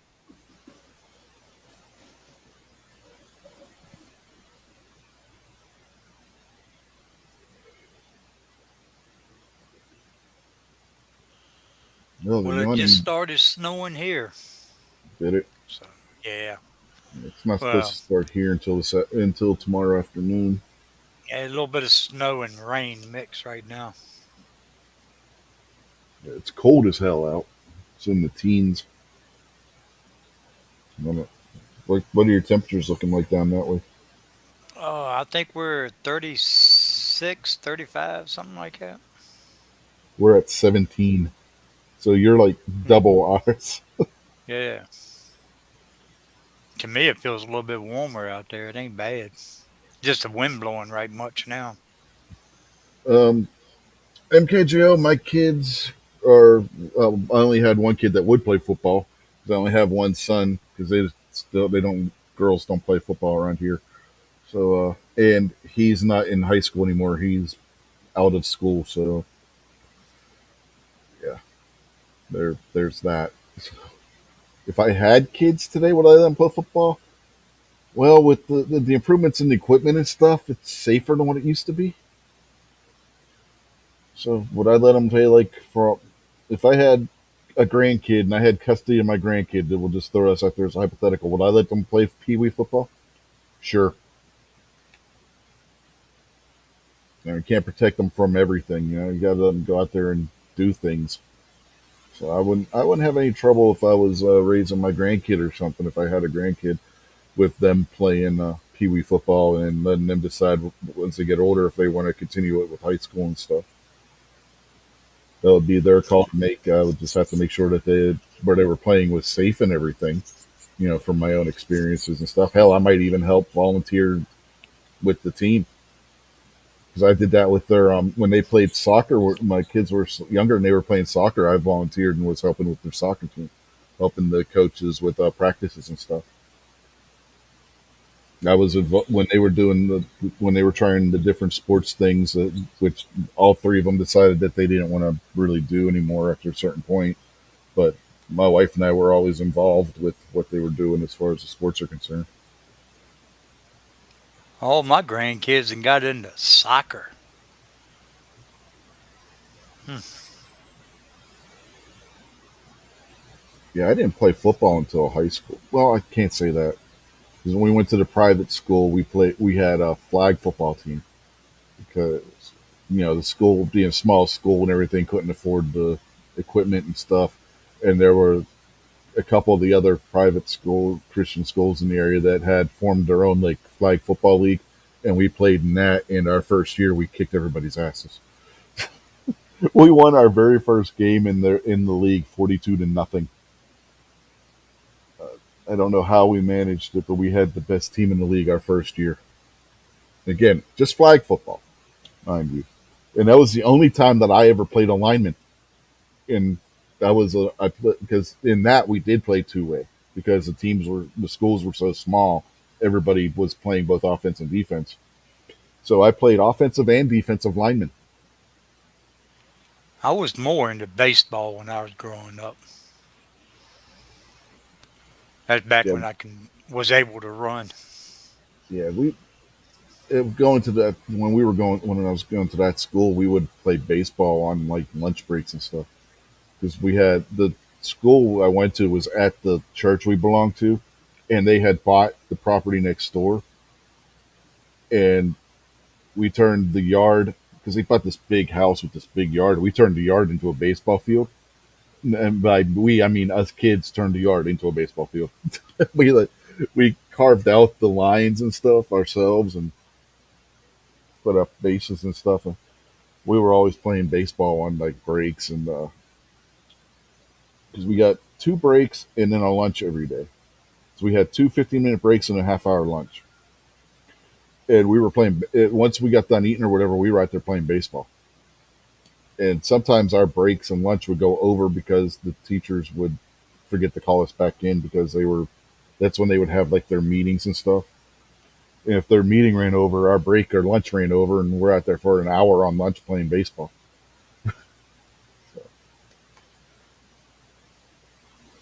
Yeah, I miss them old days. Kind of wish I was back in school again.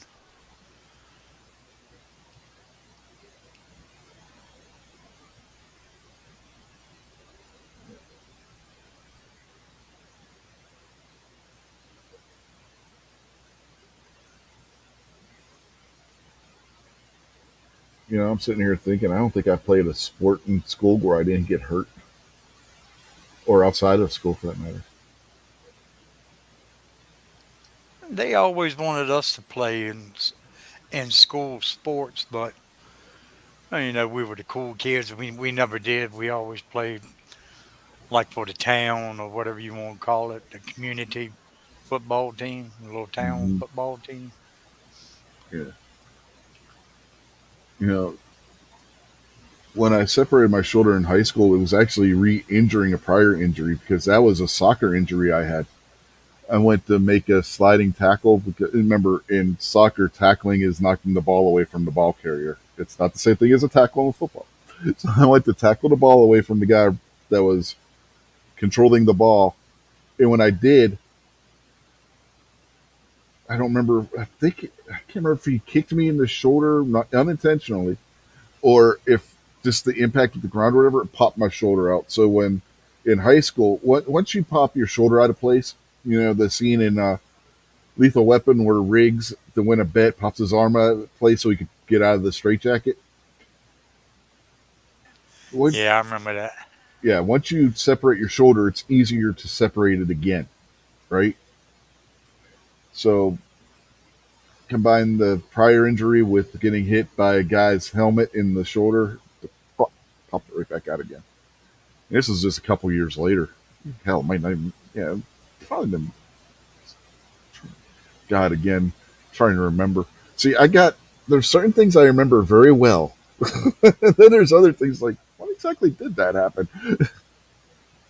Like Pat, I mean, not Pat, MKJO, when we were talking about the finger poking to him, he's like, man, your memory, yeah, I can remember that vividly. Like it happened yesterday.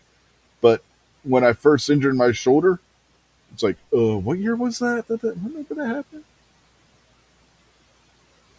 I think I was seventh grade when that happened. So that would have been late 80s. I can't remember what year that was. 86? Maybe? It was a while ago. Just leave it at that. God. Damn, that was what, 36 years ago? Man, quit saying it like that, Rich. I Makes me know. feel old. Jesus Christ. Yeah, knock it off. You're making me even feel old, and I'm younger than I think everybody in here. Well, how old are you? Just about ready to turn 41. Yeah, you're the youngest one in here. I wish I could see 41 again. 41 for me would have been almost 7 years ago.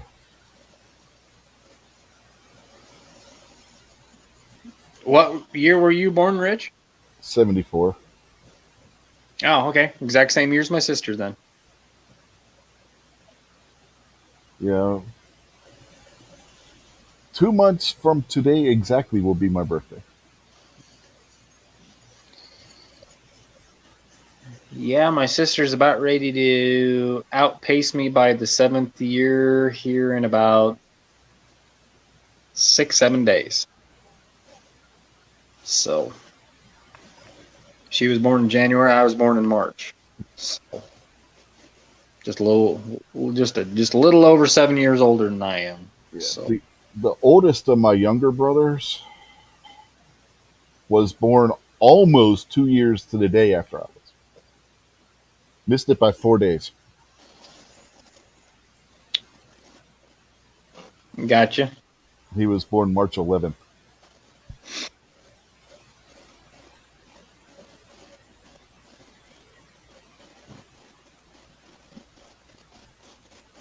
So I don't know. MK Joe was asking me while you were gone, Pat, if I would let my kids play football now. So I'll pose that question to you. Would you let your kids play football? Yeah, I think I would. Um, as long as they've got the same protocols and everything as far as head injuries and stuff in place that they do now. Because back, yeah, I mean, hell, even in the 90s when I was playing, I mean, if you got a little woozy or something, just like what you were saying, and they just, you set out for maybe a play or two, and then you go right back in. It's just like, no, if somebody gets knocked that goddamn loopy, they need to keep them out because I can still remember this. We had a scrimmage. I got out my junior year of football when I got that ultimatum delivered to me, and we hadn't even played our first game yet. We were just in training, and we always had a scrimmage. Was our first game, and my brother got knocked really, really hard by one of my best friends that was actually on the pit crew, and he didn't mean to. They were just scrimmaging, and he just hit him right, and he got to the racetrack before the feature. Their game was done, and it was, in the same town. And I can still remember my brother sitting down, trying to switch tires out on the car, and just him looking like he was absolutely bewildered at what he was looking at on the impact, trying to get the lug nuts off the frickin' race car before the feature. And I was like, Joe, you just need to go sit down and just take it easy. Because, man, he'd got just been walloped. And, the friend that was on the pit crew, Nick, he goes, I didn't mean to hit him that hard. And he goes, I know he's feeling like shit right now. And I told him to sit down. And I was like, well, yeah, I know. And I said, I finally went over there and told him, I said, just go sit down. I mean, he looked like shit. And it was just like, no. But yeah, I would let my kids play. Yeah, that's what I said too. And the way my wife and I were, the only sport I didn't take an active participation with was our youngest daughter when she played basketball, but my wife did because my wife played basketball when she was in school. Basketball was her sport, not my sport. When the kids were playing soccer, I played soccer, so I was involved with that one. Yeah. So my kids were at that age where my son would play football, then yeah, I would probably be, not only would I let him play, I'd probably be involved with it. I'd probably help in some way with coaching during practices or something. Because that's what I did with soccer. They had their coaches, but during practices and stuff, I would assist them with the practices and stuff. So I was like an unofficial assistant coach because the way the league was set up, you could only have two coaches at the games. So Right. I would help out with practice and whatnot, and I would help coach them with during practices and stuff like that. All right, gentlemen, I'm out. Yeah, I was going to wrap this up soon. Anyway, we've been going for over 2 hours. So first thing, we got to reveal the results of our poll. All right, well, Kingpin, you have a good one. I'm gonna wait if he's wrapping it up right now. Yeah, Okay. Are you wrapping up Wait right for now, or are YouTube you to gonna post talk for results to another the hour poll. while you wrap it up? All right, we got the results of our poll-in, and the Undertaker wins with 50% of the vote. Goldberg came in second with 37, and Adam Shearer came in with 12%. So, as promised, I will now go back over to the Gundys, and I will be screen sharing this. So hold on. All right. Now, here's a question. What do you guys think? Should I do all 15 votes for the Undertaker, or how many votes should I give him? So I could do it between 1 and 15. Should I do all 15? I'll put it this way. Put half, and this is just my line of thinking, put half for The Undertaker because that's kind of what we voted for. And then whoever else you think is deserving. And I didn't know Joe Rogan was up there Yeah, either. Joe. Yeah, well, we were just doing the three wrestlers since this is a wrestling program. Oh, okay. Yeah. Put all of them for the Undertaker. Yep. Okay. All of them for Undertaker? What do you say, Kingpin? Yep. Yep. You go for it. I'm not going to let you get away with this like these two nice guys that are joining us on the panel.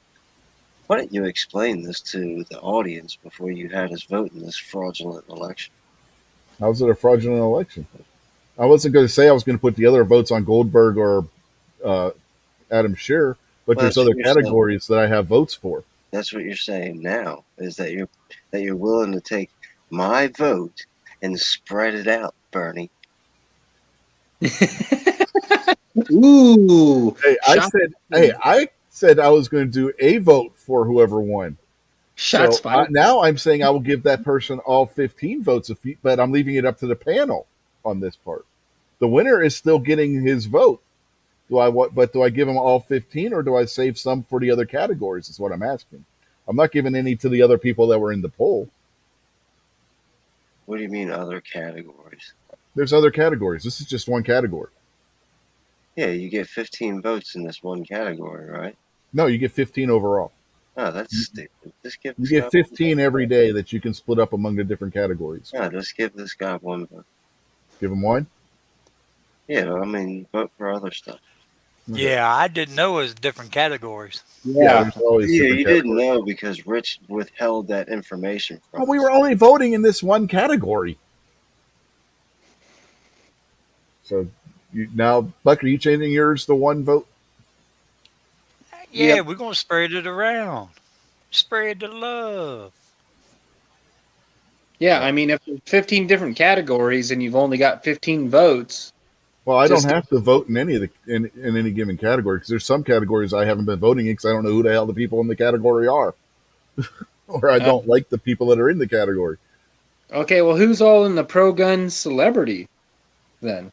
Okay, you got Chris Pratt, Post Malone, Joe Rogan, Jesse James, Adam Shearer, Jeffree Star, whoever the hell that is. I don't even know who the hell that is.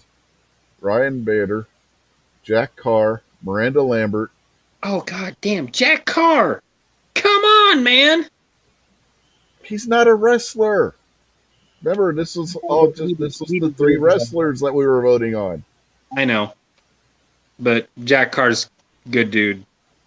Dan Bilzerian, Garrett Powell, Dana White, Bill Goldberg, Ted Nugent, Drew Parker, Cowboy Sharon, Chuck Liddell, Chuck Norris, Donald Trump Jr., Matt Norris. Fraser. Huh? I said fucking Chuck Norris. Cowboy Chuck- Cerrone is Donald Cerrone. That's an MMA fighter, too. Okay. Where was I? Matt Fraser, Brad DeBerti, Yep. then Bullet Valentina, Dana Loesch, The Undertaker, Jeb Burton, who is obviously a race car driver, Keanu Reeves, and Jack Osborne, the son of Ozzy Osbourne. So that was the celebrity. Give We're all the gonna rest say- of your votes to Mr. Big Kid. I'm sure he's in there somewhere. Yeah, Mr. Big Kid's in here. I just don't remember what category. Can anybody go in there and vote on the Yeah, you just Gundies? got to make an account for it. It's not like by invite or anything. Okay. This farewell is starting to turn into an hour-long farewell. Yeah, I noticed because everybody's telling me to go vote for these other people too. I don't know, was he in this category? I know Mr. Big Kid's in here somewhere. There's some good people in there. Okay, it wasn't this one. Damn, I didn't see myself in there nowhere. Well, were you eligible? Were you nominated? Hey, I'm the best thing that happened to YouTube. I nominated. And I don't remember seeing you nominated anymore, Kingpin. Buck's getting all 15 of my votes regardless.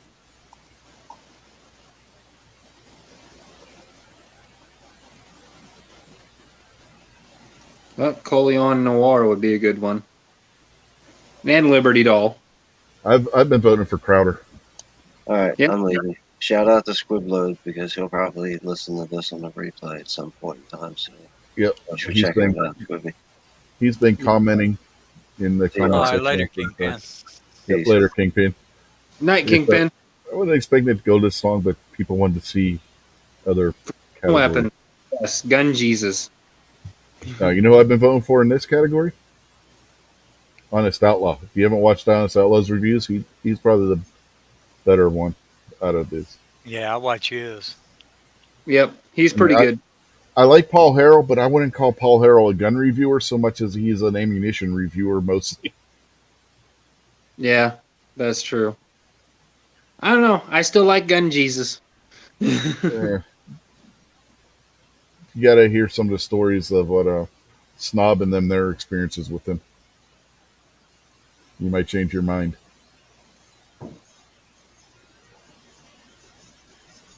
I Oh, know. shit. I Glover? know. Huh? Mike Glover? Hell yeah. All day long. I Feel know. I saw Mr. Big Kid in one of these goddamn categories. Where was it? Because I voted for him. I don't remember what category it was. Now Tactical rifleman is right good too. this category, most likely to survive the zombie apocalypse.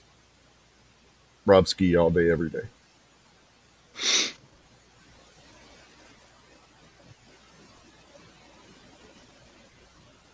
Yeah, I'd agree with that.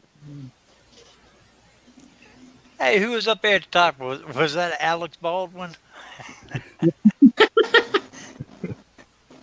All right, let's see. Best guns of Hollywood. What gun would you vote for from Hollywood? Chris Vector, Walther PPK, HKMP5, the STI 2011 Combat Master, the Smith & Wesson 44 Magnum of obviously the Model 29, Desert Eagle, the Henry 1860, the Beretta 92, the Barrett M82, the Scar, the Glock, or the Terran Tactical Innovations.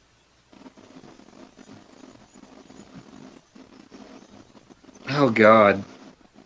There was a lot of good ones in there.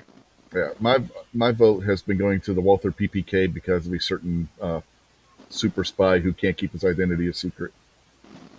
Yeah, I was gonna say Walther too. Either that or HK. Well, Yeah. I think the Bond series has made the Walther PPK one of the most iconic firearms in movies. So, I mean, I've been voting for the PPK for that reason. I mean, what other gun in that had shot down a helicopter?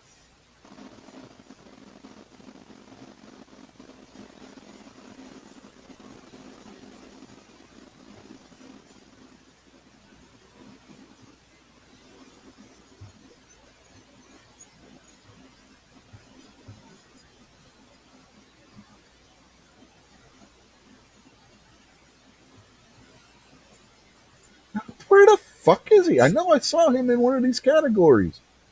It's driving me Hey, nuts. scroll back up just a little bit. Keep on going a little bit more.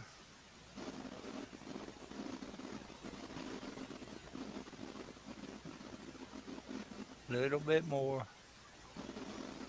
I seen it in there somewhere. Where in the hell was it?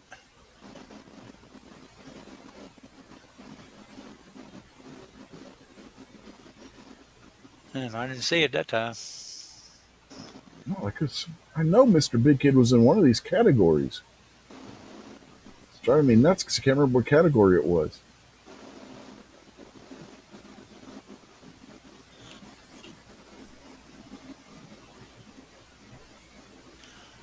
I Tundra ain't very many. Tactical.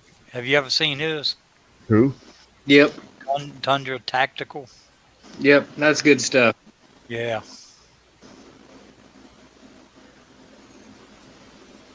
And I like Herrera just because I think he's funny. You got Star. Star Snoop Dogg. Uh-huh. This is the one. Okay. You have Star Snoop Dogg versus Mr. Big Kid. Who do you vote for? Oh, God.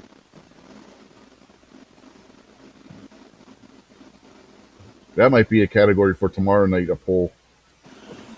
Yeah, I ain't never really looked at this before. No, this is really cool. Yeah. And tons of tacticals in this one, too. Did you see that? Mm-hmm. Yeah, but I think tomorrow we're going to do a poll who to vote for in this one, Star Snoop Dogg or Mr. Big Kid. And we'll probably have a lot more votes because I generally get a bigger audience for this week Unleaded than I do the wrestling show. Damn, this is a whole. Sound like we're going to step it up a little bit on Saturday night. We're going to have Jello wrestling or something. Get Patriot back in here. Well, in 2 weeks, we got the Royal Rumble on Saturday. Oh, yeah, okay. Sounds good. The last pay-per-view we did with WWE Day 1 had over 3,000 views. Damn, I'm surprised. Mm-hmm. So we're going to close this out for now. All right. Well, good show. Yep. Appreciate the conversation. Yep. You got anything you want to say before we get out of here, Buck? No, just thanks for the invite, and we'll catch y'all tomorrow. Everybody be safe. Stay out of the snow. Yeah. MKJO said earlier that it was Breakout Creator of the Year. See, I couldn't see the YouTube chat because I was on a different window. See, my panelists don't pay attention to the YouTube chat, apparently. He typed that in after you found it. Oh, did he? No, I don't know. I didn't see it. I was going to say it could have been the delay. Nice, Buck. Yeah, that's what I'm blaming it on, that damn YouTube delay. Mm-hmm. Yeah, because there is a delay from when we say something to and when they type something and it appears out there. Yep. So, oh, G23 shows up at the last minute. Yeah, it happens. Yeah. Anything you want to say before we get out of here, Pat? Yeah, just did the 500 round review on my Smith & Wesson Shield +9. So go check that out, and I am going to do a full overhaul on my Smith & Wesson M&P 15 Sport 2. I've got the parts in route. It's going to look way different by the time I get done with it. Hopefully for the better. Hopefully I made the right decisions on it. But, yeah, thanks for having me on tonight. I appreciate it. Yeah, no problem. And thank everybody out there in the chat for showing up and taking part in the poll, and which the Undertaker won. So the Undertaker got the vote as promised. I was tempted to do all the votes on the Undertaker, but Kingpin had to be a spoiler, and so didn't get to do that. It's all Kingpin's fault. So if the Undertaker didn't get all 15 votes, you can blame Kingpin for that. And on that note, I'm going to go over here to the branding tab, and I'm going to play our outro, and then we're going to get out of here. So have a good night, everybody. And if you're stuck in this winter storm that's coming through from the southeast all the way up through into New England and whatnot, be safe, stay warm, and if you don't have to, stay home. I mean, don't go out if you don't have to, because it's not going to be a fun day tomorrow, folks. So, yep, have a good night. You guys are probably really scared right now, and I understand that completely. But I get the better of the deal, and even though it's 3 versus 2, you guys are outnumbered because we're better than you guys. Yeah, we are. We're legends in our own mind compared to you guys. Even though you guys got the egos, we have got the wrestling skill. And this guy right here, we're the Space Cowboys.